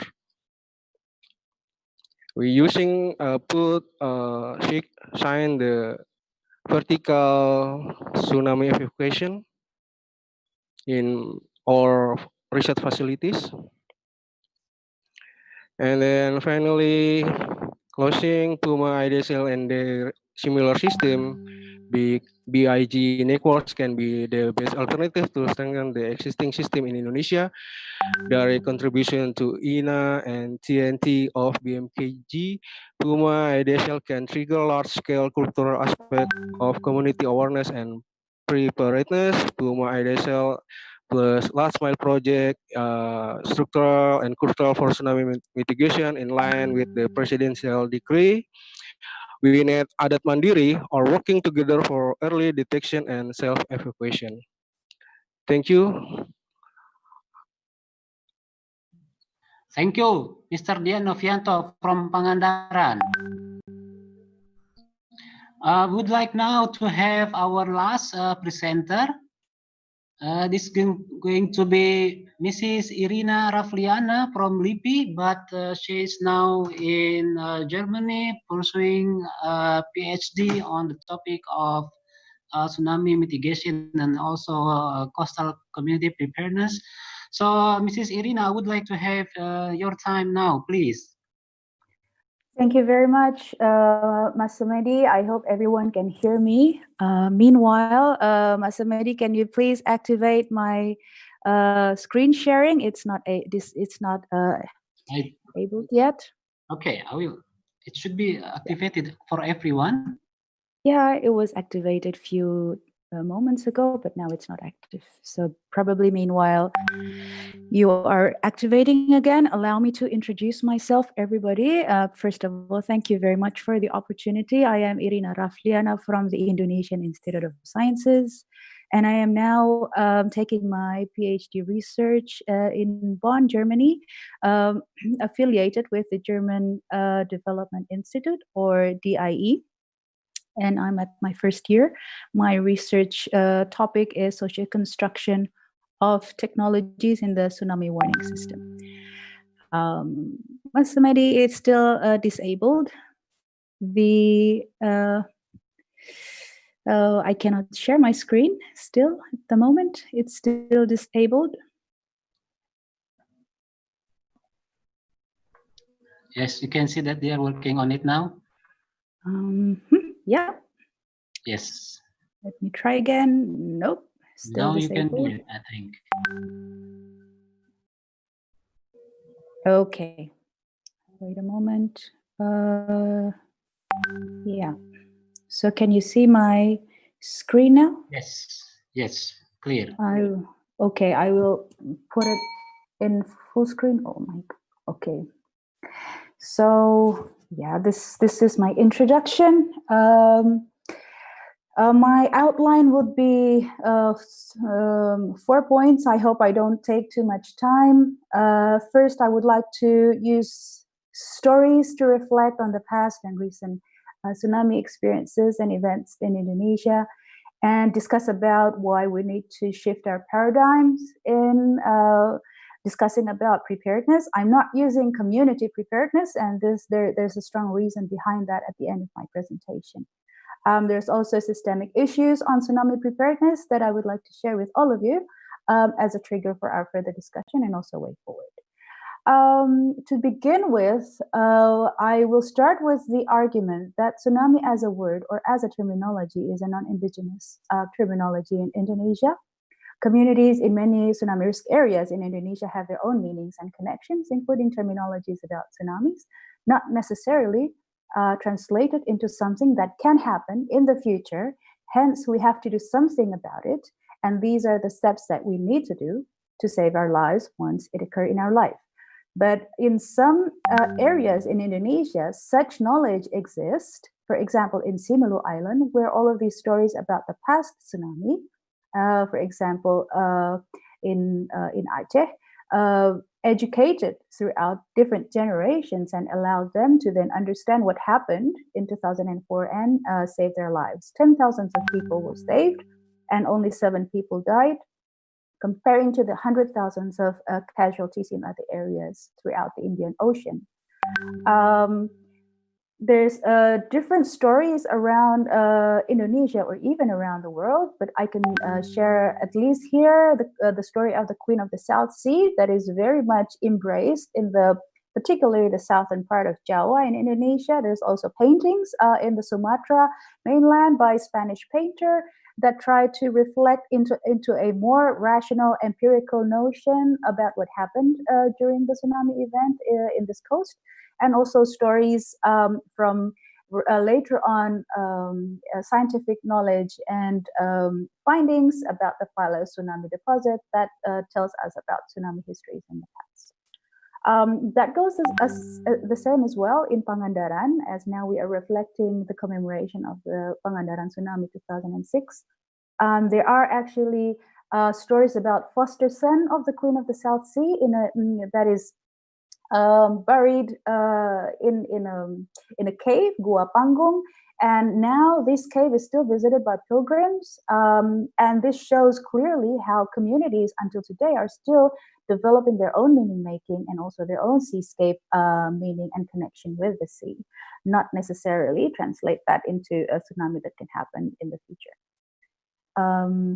And then if we reflect back to the Indian Ocean tsunami 2004 and looking at how people at the Aceh mainland coast are really surprised with what happened to them, and they actually had the lead time at that time, comparing to what happened in Japan in 2011, we can see the different rational knowledge and also capacities in responding to this. And at that time, there were no tsunami warning system in place, but different action and also reaction was performed in Japan, for example. What is interesting is to find that after the 2004 Indian Ocean tsunami, there are actually a lot of economic impact affected many different coasts and also touristic industries in many areas in Indonesia. Hence, probably trigger an interesting narrative by scientists in Indonesia at that time, posing argument or frames the risk that Pangandaran is not threatened by tsunami. But we know then at the end, a few months after that, there's a huge tsunami occurred in Pangandaran. But this narrative that are posed by scientists was actually captured by the local government, and they take this to recover the affected tourist industry in Pangandaran from collapsing and to boost back their economy. Sounds pretty much similar with the current COVID situation in Indonesia as well. So as you now, we all now know that in June 2006, there is actually a slow swaying tsunami earthquake happening in Indonesia, and it's really different from what happened in Aceh. There are misleading public education information that were introduced to this coastal community that created a different perception. There's no strong ground shake. Why should there be a tsunami in Pangandaran? There's a huge confusion at that time as well. It causes 600 deaths, and there were no tsunami warning system as well at place at that time. And now we go to Mentawai a few years later on, where there is another slow swaying earthquake or tsunami earthquake that causes another 500 casualties. But nevertheless, it also showed how effective intervention could save lives. There are a particular village in Mentawai that the entire villager was saved because of the previous intervention done by Surf Aid organization. For example, 100% of the villagers saved. This is almost similar with a similar story, and they evacuated. And that time there were no tsunami warning reached the communities. But unfortunately, on the other hand, on the other areas, other villages in Mentawai, some are actually confused and also baffled by the slow swaying earthquake, and we're not sure whether this ground shake will generate tsunami. Hence, it's also caused by the misleading education message captured by the Aceh experience. So what is interesting is after the 2010 tsunami in Mentawai, there's actually a research done by Kompas, a newspaper, research center within Kompas, suggesting that the communities in Indonesia in general are still more or less more traditional in looking at risk and looking at their threats in the future. And only 8.4% are pretty much relying on empirical notion and also scientific arguments to then build their own perception of risks. Even in Banda Aceh and also in Palu at that time, still a huge number of informants or respondents actually argued that they don't think that they are living in a tsunami risk or disaster risk area in Indonesia. So there's another different clash of rational and another different clash of risk perception that is embedded in the community that we did not take enough time to understand why and explain why this is happening. So continuing the initiative that is done in Pangandaran, of course, there are a lot of amazing and brilliant initiatives done by different organizations and also local actors trying to move at the grassroots level to commemorate the tsunami event in Pangandaran, of course, with very limited resources. And now I'm very, very happy that it now captured the national and also international attention on commemorating this Pangandaran event. And also, there are a lot of effort done by the government, for example, establishing vertical evacuation in Pasar Pangandaran. So this is an example of the evacuation shelter that was built right after, as a follow-up from the Mentawai tsunami 2010, embedded in the national master plan for tsunami. So you can see many buildings were built in many different areas. Unfortunately, on the 15th December 2017, when the area was struck by a strong ground shake, not slow swaying, but strong ground shake, followed by tsunami warning, no one evacuated this building because they are detached socially, unconnected with this infrastructure, with this artifact. And public have put their public failed to trust this building, not mentioning the building also was quite destructed by the earthquake itself. So this will again reshape how people think about risk, how people think about intervention, and how the people think how they should save their lives, provided all of these intervention by different organizations and agencies. This also goes the same with what happened in Lombok, for example, on the 5th August 2018, where again, the building was destructed by the strong ground shake, followed by tsunami warning, and no one evacuated to this building. Again, the reason was there's no social connection to this building, and it was built without or lack of dialogue with the local communities. I can explain a little bit more about Lombok, but then I don't think I have time, but feel free to email me and discuss this further. Again, of course, there's always this good deed to strengthening the readiness and awareness of communities in the coastal area of Java. Hence, the National Disaster Management Agency launched the Tsunami Resilient Village Expedition around 2 months in 2019. Then there's also an interesting initiative, valuation of community resiliences in different villages and also schools, so on and so forth. But again, this is an on and off kind of intervention and quite sporadic rather than a longitudinal kind of intervention. On the other hand, media also poses a different way of narratives or constructions. And at the moment, even until now, it is always became the media's kind of a way to frame bad news as good news or the other way around. Always cover disaster when it happens. Maybe this is also due to there are no dedicated desk for disaster journalists in different medias. They can be stirred in a different position and different field of interviews or a different field of exposures. For example, no warning for people led by the media, for example, to prepare for the next big thing, except few national media, for example, Kompas, who's quite active in this sense. And media is also very actively putting themselves in the position of collecting donation of funding, while they're supposed to do more on public education rather than doing funding distribution and collection, for example. But this seems to be very, very interesting for media in Indonesia. Another lesson, this is the last lesson from Palu, is on the very unprecedented earthquake, underwater landslide that could not, the warning could not afford to save lives of the people because the wave came in around 3 minutes after the earthquake, and the warning did not reach the communities. The siren did not work, and communities were also baffled because during the training and simulation that they attended in 2012, the exercise taught them to wait until the siren came up and wait around 15 minutes, then the wave will come. But all of a sudden, what happened in Palu is really the other way around, and that confuses the community.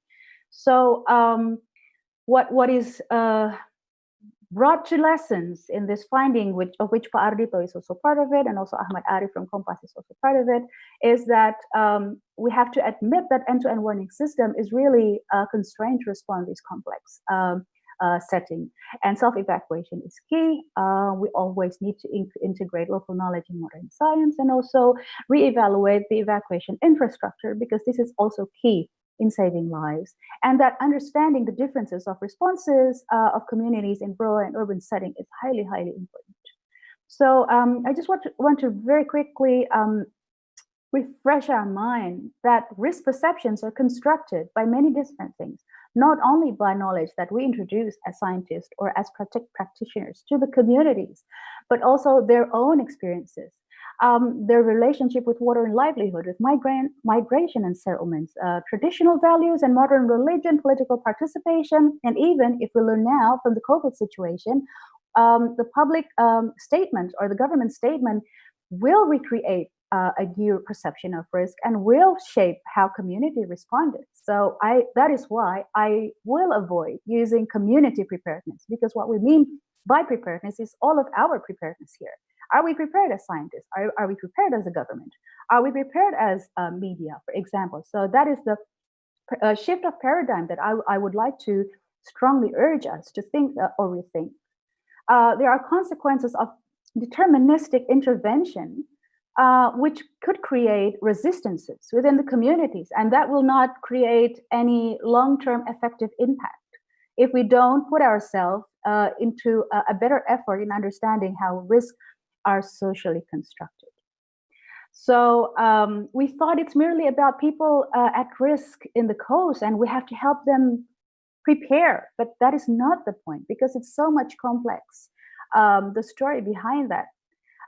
Why are people panicking? Why are public losing their trust? Why are all the shelters, our system malfunctioning? Why our science are limited in their own explanation?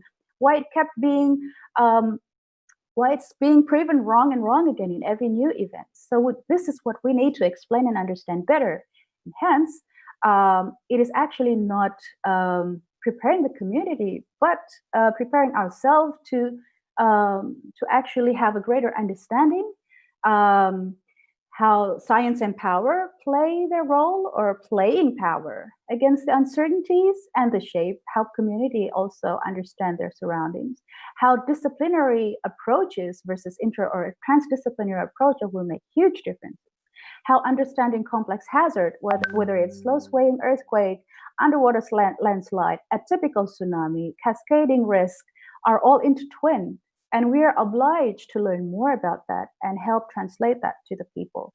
How stronger role of social sciences is also important. And above all, how important it is to invest human resources so that we can ensure a longer term investment and ensure changes are made. Otherwise, we're just doing sporadic initiative again and again, facing failures. So short-term exposure, of course, that's more realistic or most realistic by many different institutions because they are constrained by budget, by proposals, by projects. But we have to also think about longitudinal interventions for public education up to spatial planning, and that includes reconstructing perceptions of risk. And this is a huge task, and I don't think this should only lies in the shoulder of communities. It lies in the shoulder of all of us. So I end my talk at this point, and feel free to email me or contact if we don't have opportunities to discuss that in this very fine opportunity. Thank you very much. Thank you very much. This is Irina for the presentation. So this is a different aspect of Mrs. Irina. It's more towards a social aspect, and this is very, very important, of course, in tsunami mitigations. Now we have come to the discussion sessions. I would like to, because we don't have much time now, so I would like to have only 2 questions. The first question is directed to Mrs. Peggy. I'm sure you already answered the question, but we would like to hear directly from you about the effectiveness of coastal vegetation. Mrs. Peggy, please. This is the question from Mr. Jimmy.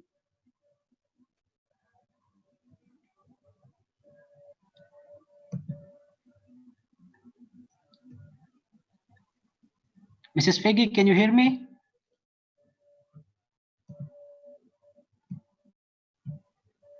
Okay. Oh, yeah. Yes. Yes, please. Yes, there's a question from Mr. Jimmy Nugraha about the effectiveness of coastal forest, coastal vegetation to reduce the impact of tsunamis. Yeah, I believe I already answered that too, but yeah. Okay, so one thing that we have to remember that the coastal forest can protect us 100%. So it reduces the impact, but it cannot protect us 100%. And its effectiveness is also depends on many things. Yeah, Jimmy said about the characteristic of tsunami.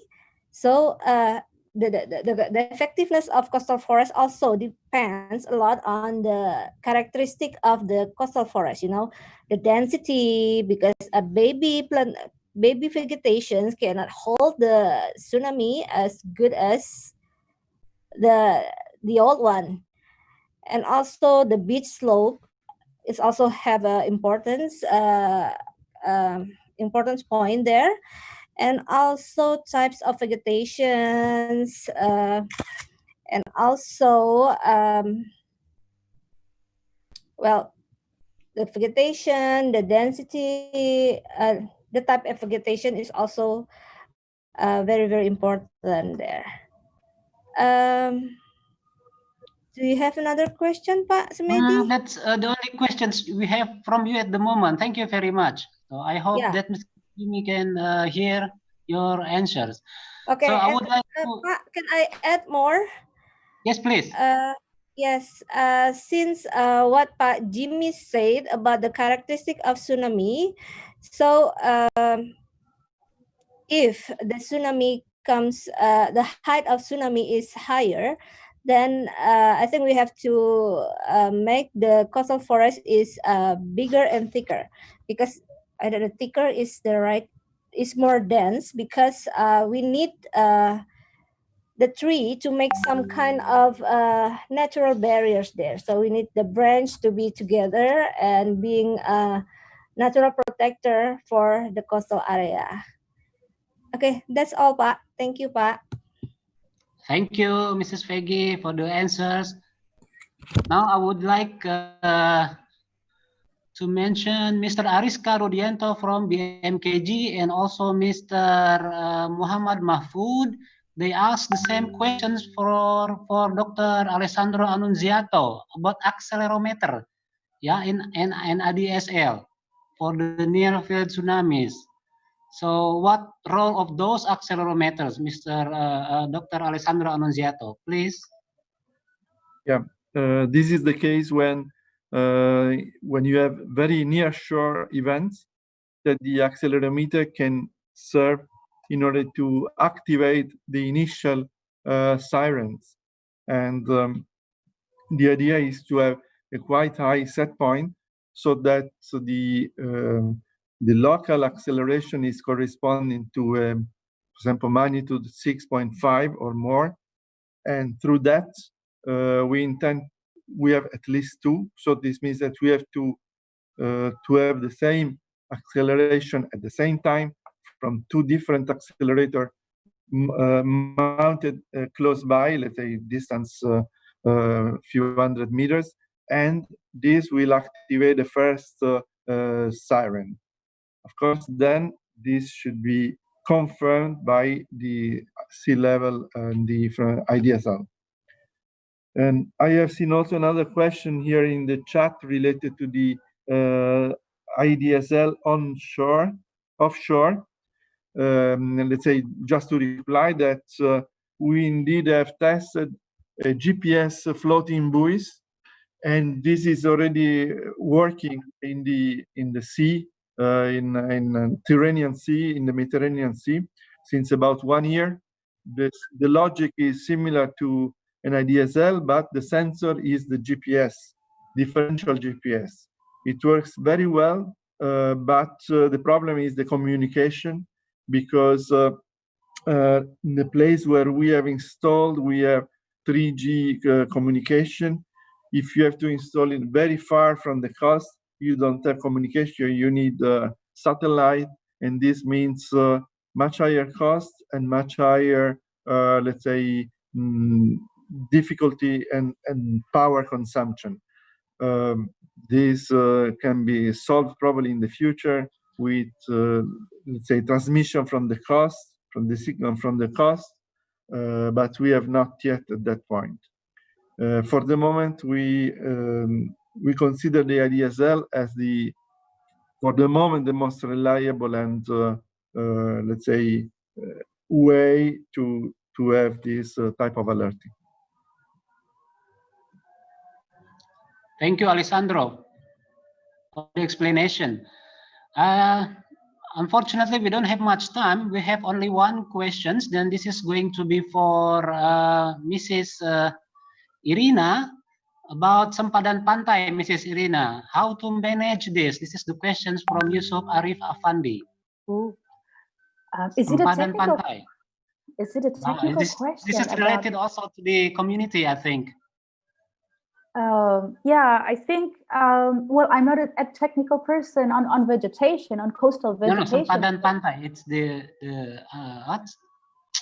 safe distance between the coastline and the village, for example. Yes. Yeah, so a very good question. I think it's always challenging to discuss about this with the communities, but often we as government take over the risk from the hands of the community, and assuming that they cannot decide by themselves which one is good or which one is not good for their lives. And that includes on deciding where do you want to live and what risks are exposed to you once you choose that point.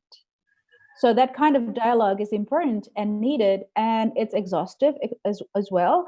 But for example, if you discuss about the Sempadan Pantai with communities in Palu and mentioning to them that the affected area is more or less 30 350 meters from the coastline, and would you consider to move away from that, or would you accept the risk that your investment and your house will be exposed again in the next 20, 50 years?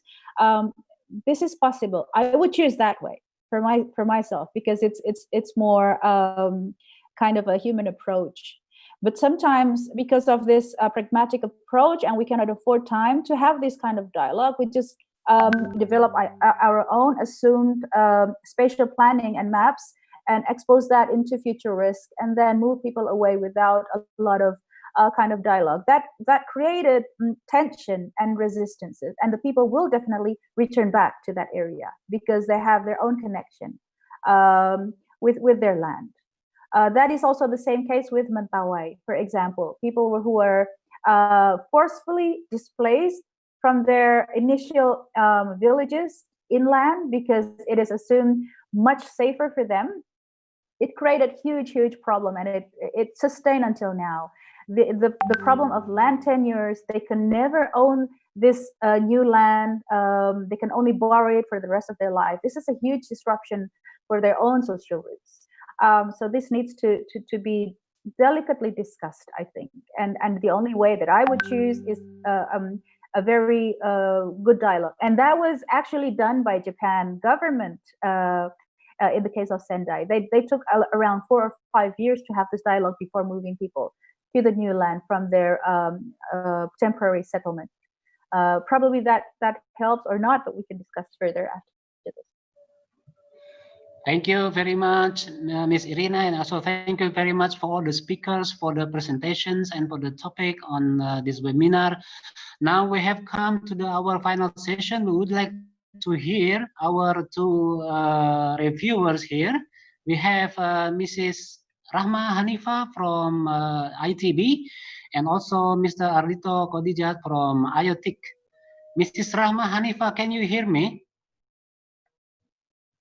Yes, I can hear you. Yes, please. But unfortunately, this account is in my handphone, so it's not in my laptop.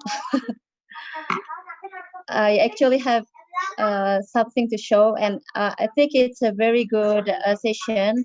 All panelists have presented very well, and this is commemorating us of what happened in Pangandaran 2006, that bring another story compared than the 2004 Aceh earthquake.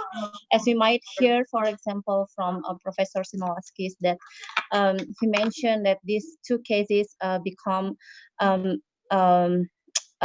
lesson learned in the textbook because of the challenge. The challenge is very different because Aceh 2004 has a strong shaking followed by a catastrophic tsunami. But in the other hand, we also have the 2006 Pangandaran earthquake that have a weak shaking, so it doesn't allow for a natural warning. But actually, we could have we didn't had a early warning system at that time, but currently we already have the tsunami warning in place, and it worked during the 2017 Tasik earthquake. But we also have other challenges. For example, the places that has a very short lead time of tsunami, structural faulting offshore, and also volcanic trigger tsunami and landslide trigger tsunami. So we have a very complex challenges. And to address all these problem here, we do need all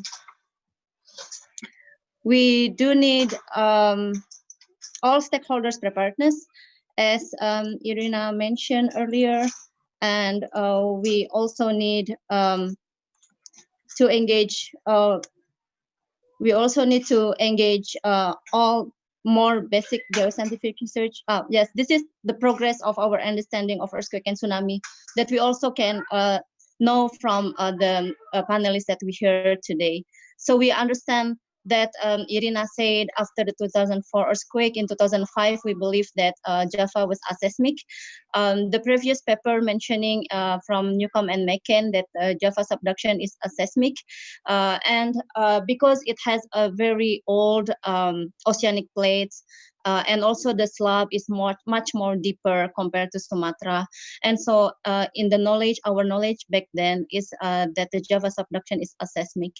But then after the 2006 Pangandaran earthquake, the BMKG, our government already installed this early warning system, and also we have the continuous GPS installed in our and all from BIG, from all of the in all the part of Indonesia, and that's enable us to understand better about the tsunami, about the plate deformation, that enable us to learn better about the megatrust earthquake occurring. And so we understand now that we do have some potential in South of Java, all along South of Java. We understand the current state by using GPS, and also paleo tsunami researches is already starting mostly after 2010s. The team of Ron Harris and also team of Dr. Eko Yulianto, for example, of Dr. Purna, has started to do the paleo tsunami all along Java up to NTT and also some part in Maluku. And that's provide us a complete understanding, a better understanding of what's happening in South of Java. So we understand the risk, and next is what we can do. Of course, what we can do, the government, our government has currently conducted a lot of effort. We heard from Irina that our government already make several effort along Java, and also the other, including the Ministry of Marine Affairs. And also recently we have proposing a local knowledge. What we understand now that as Irina said, the last mile should be put into the first mile. So we are trying to bring the lesson learned from local knowledge to the global knowledge in the international standard for the implementation of community-based tsunami early warning system. This is led by BMKG, and this is a joint program of ministries and institutions and experts in bringing the local initiatives to the global level. The process is still ongoing to finalize and to release of this ISO publication, and we do hope that we could get a very good result. And so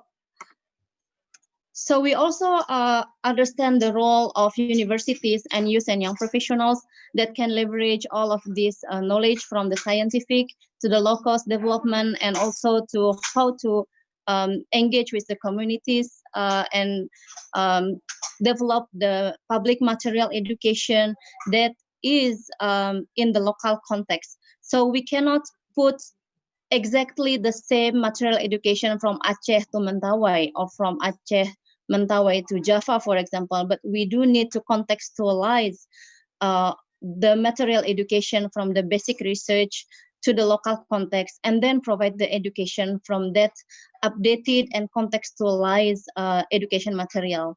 What is also very important is the local wisdom that we have, that it must not be forgotten. So we have some terminology of tsunami in local term. For example, in West Java, we have several terms such as Sagara Sabadarat, Laut Dikumbah, Caah Laut Gede, Pasang Gede. We also have another term from Mentawai such as Onu, and in Palu such as Bombatalu. So this means that actually this phenomena has been occurring in the past, and the local people have their own terminology for this. And they have a local wisdom on Loweng Basisir, for example, or coastal forest that is starting to decrease. So the local wisdom is also very important to be ongoing along with development of the technology. Spatial planning, of course, need to be very considered for disaster mitigation. And I do agree, investment in human resources is very important. Preserving knowledge for next generation is very important. And self-evacuation ability is also very important. So we hope that we will be more prepared if a tsunami happen in Indonesia. And since we have been hosted, we have already hosted four tsunami earthquake along Sunda range. in the last decade. So we really hope in the last week. So we really hope that through this webinar and the better, we heard that there are efforts. So we hope that all together from the government, the experts, the academia, and the community, we can be prepared better and save more lives in the future. Thank you very much. And tomorrow we will have a session with Professor Hiro Kanamori, if you are interested to join. He is an emeritus professor in physics of earthquake, and he is also the one who discovered this tsunami earthquake. So thank you very much. Thank you very much, Mrs. Rama. Hanifa, you can just share the link for tomorrow, even if it's still possible, yeah? Still open the registration for tomorrow event, Mrs. Rahma? Okay, we lost. Okay, now we have the final reviewer from the social and cultural aspect. This is going to be from Mr. Ardhito Kodijat from the Indian Ocean Tsunami Information Center in Jakarta. For Mr. Ardhito, please, your time. Thank you, Pak Semedi. I hope you can hear my voice. Yes, very clear. Thank you. So, sorry. I tried to share my screen. It's just showed up. Let's see if this is the one. Is this the one? Okay. Yes, yes, we can see it now. Yeah, so thank you very much for this opportunity. It has been a very interesting listening to all the presenter, and I think I agree with all what has been presented, and it's quite clear. So I tried to look into the fine line of the social and culture aspect, and I look into the presentation of Dr. Alejandro, and from the MMAF, from Irina, as well as from Costas Synolakis. And I see there are three important things that needs to be taken.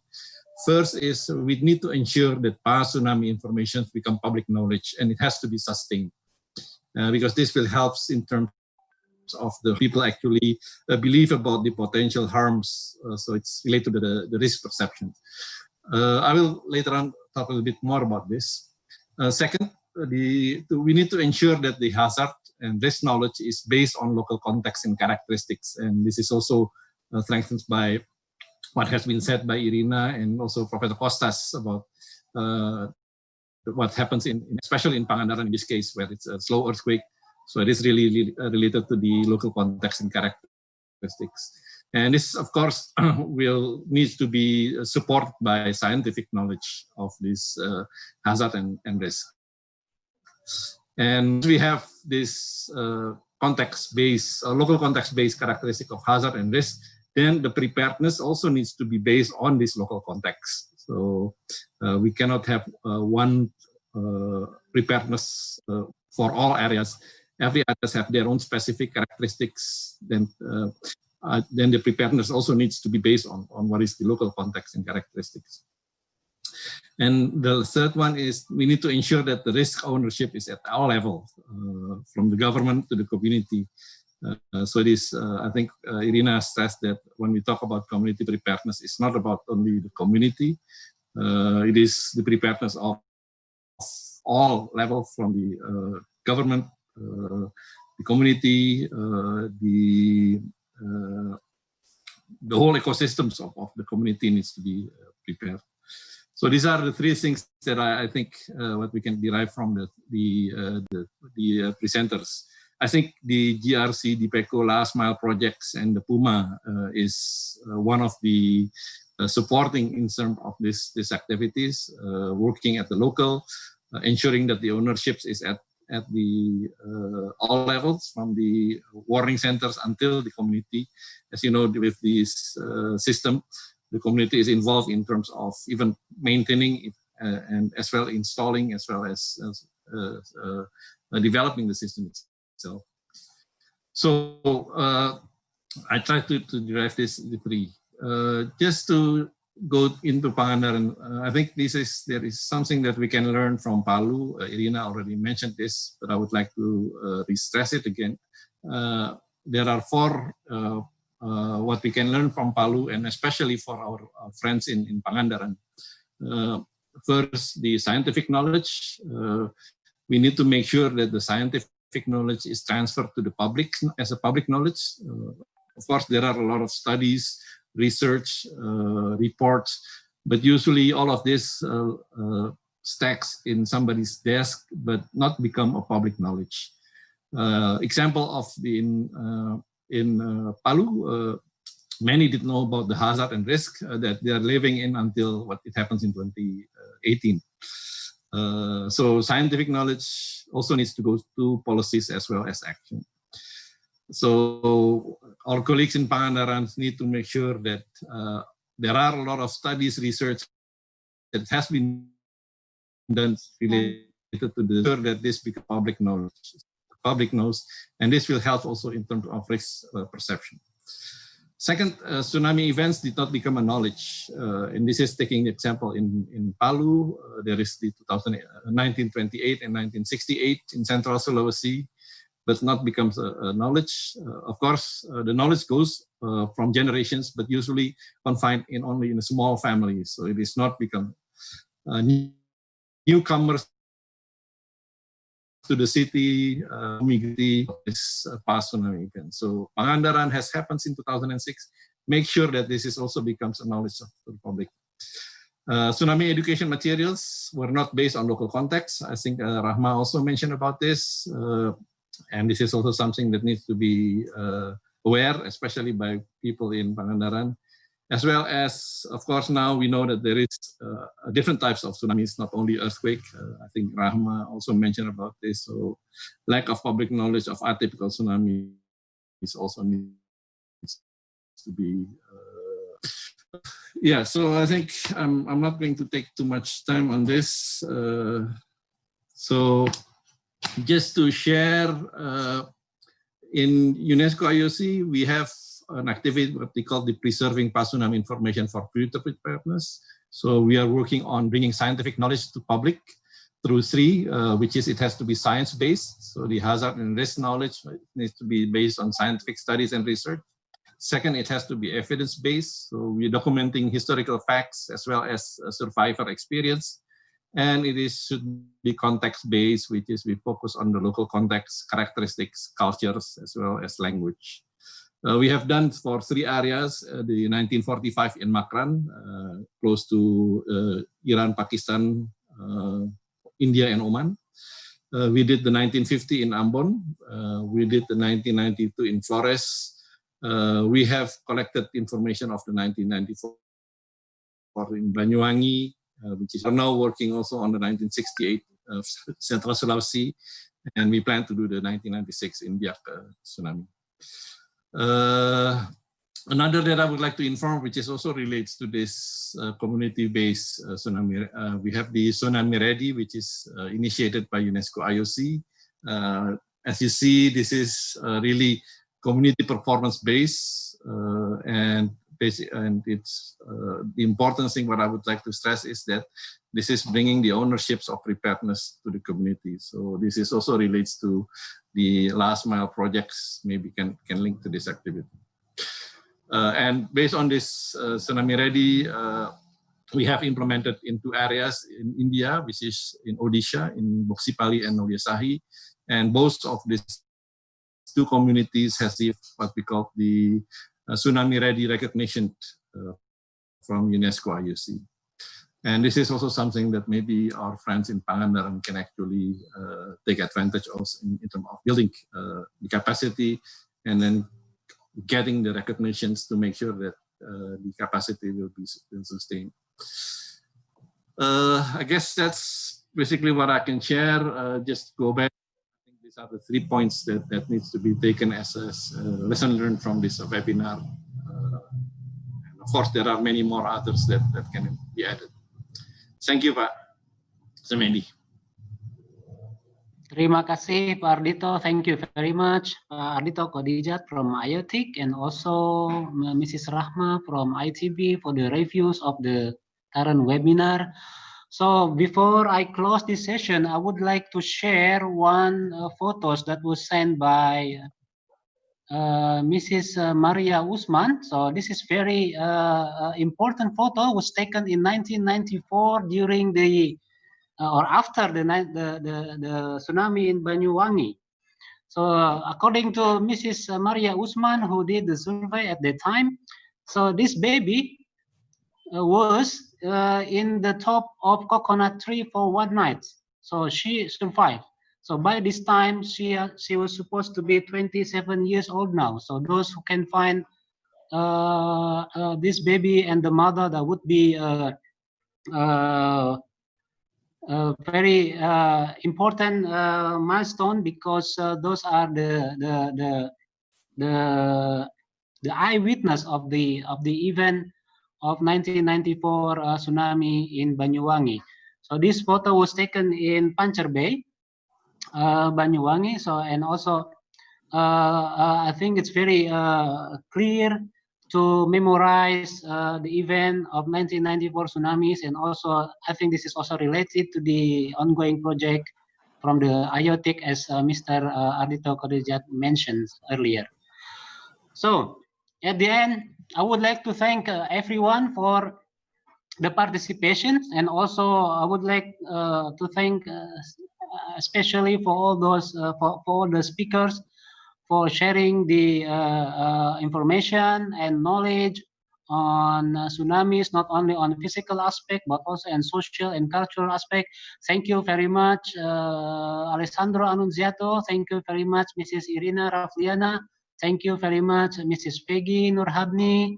Thank you very much, Mrs. Rahma Hanifa, and also thank you very much, Mr. Ardhito Kodijat. And of course, thank you very much also for Mr. Dian Novianto. Are you still there? Yes. Yes, thank you very much also for all those parties who can make this webinar possible. We would like to apologize for all the technical problems we had previously. So I hope that in the future you can join us again in the next webinar. As a closing, I would like to say Alhamdulillahirabbil alamin. Wassalamualaikum warahmatullahi wabarakatuh. Thank you. Bye-bye. See you later. Thank you. Thank you. Pak Suedi. Thank you everybody. Thank you Alessandro. Thank you. Thank you, everyone. Bang, slide-nya dimatiin, Halo. Bang. Hai Mbak Halo. Irin. Hai Peggy. Halo Alessandro. Thank you. Thank you. Mas Ariska. Oh. Mas Semedi. Thank you. Bye. Salam kenal Pak Ardhito, Alessandro, Irina, Thank you, Pak Alessandro. Ferdian. Pak Rama. Mudah-mudahan See you in Pangandaran ya. Oh. Ya, saya pengen ke Pangandaran nih. Rumahnya ya. Ditunggu undangannya Pak Dian. Yeah. I'm waiting for your Puma presentation in my office. Oh. Yeah, I talked to Pak Ivan about it. Yes. I depend on Pak Ivan. I already contact him and we will set a meeting next week. Yes. Thank you all. Bye. Thank you. Alessandro, do you have plans to come to Jakarta, to Indonesia? It would be nice as soon as the situation becomes more clear. Yeah. Why not? At the moment, we are just coming. Hopefully. I was saying we are just coming out from the tunnel, and you are still in some problems. So yeah, everybody has to come out. I think maybe we should see next year. I don't think it's possible to do anything this year. Looking at what's happening now. Yeah, I agree. I think so. Let's hope for the vaccine quickly. Yes. I will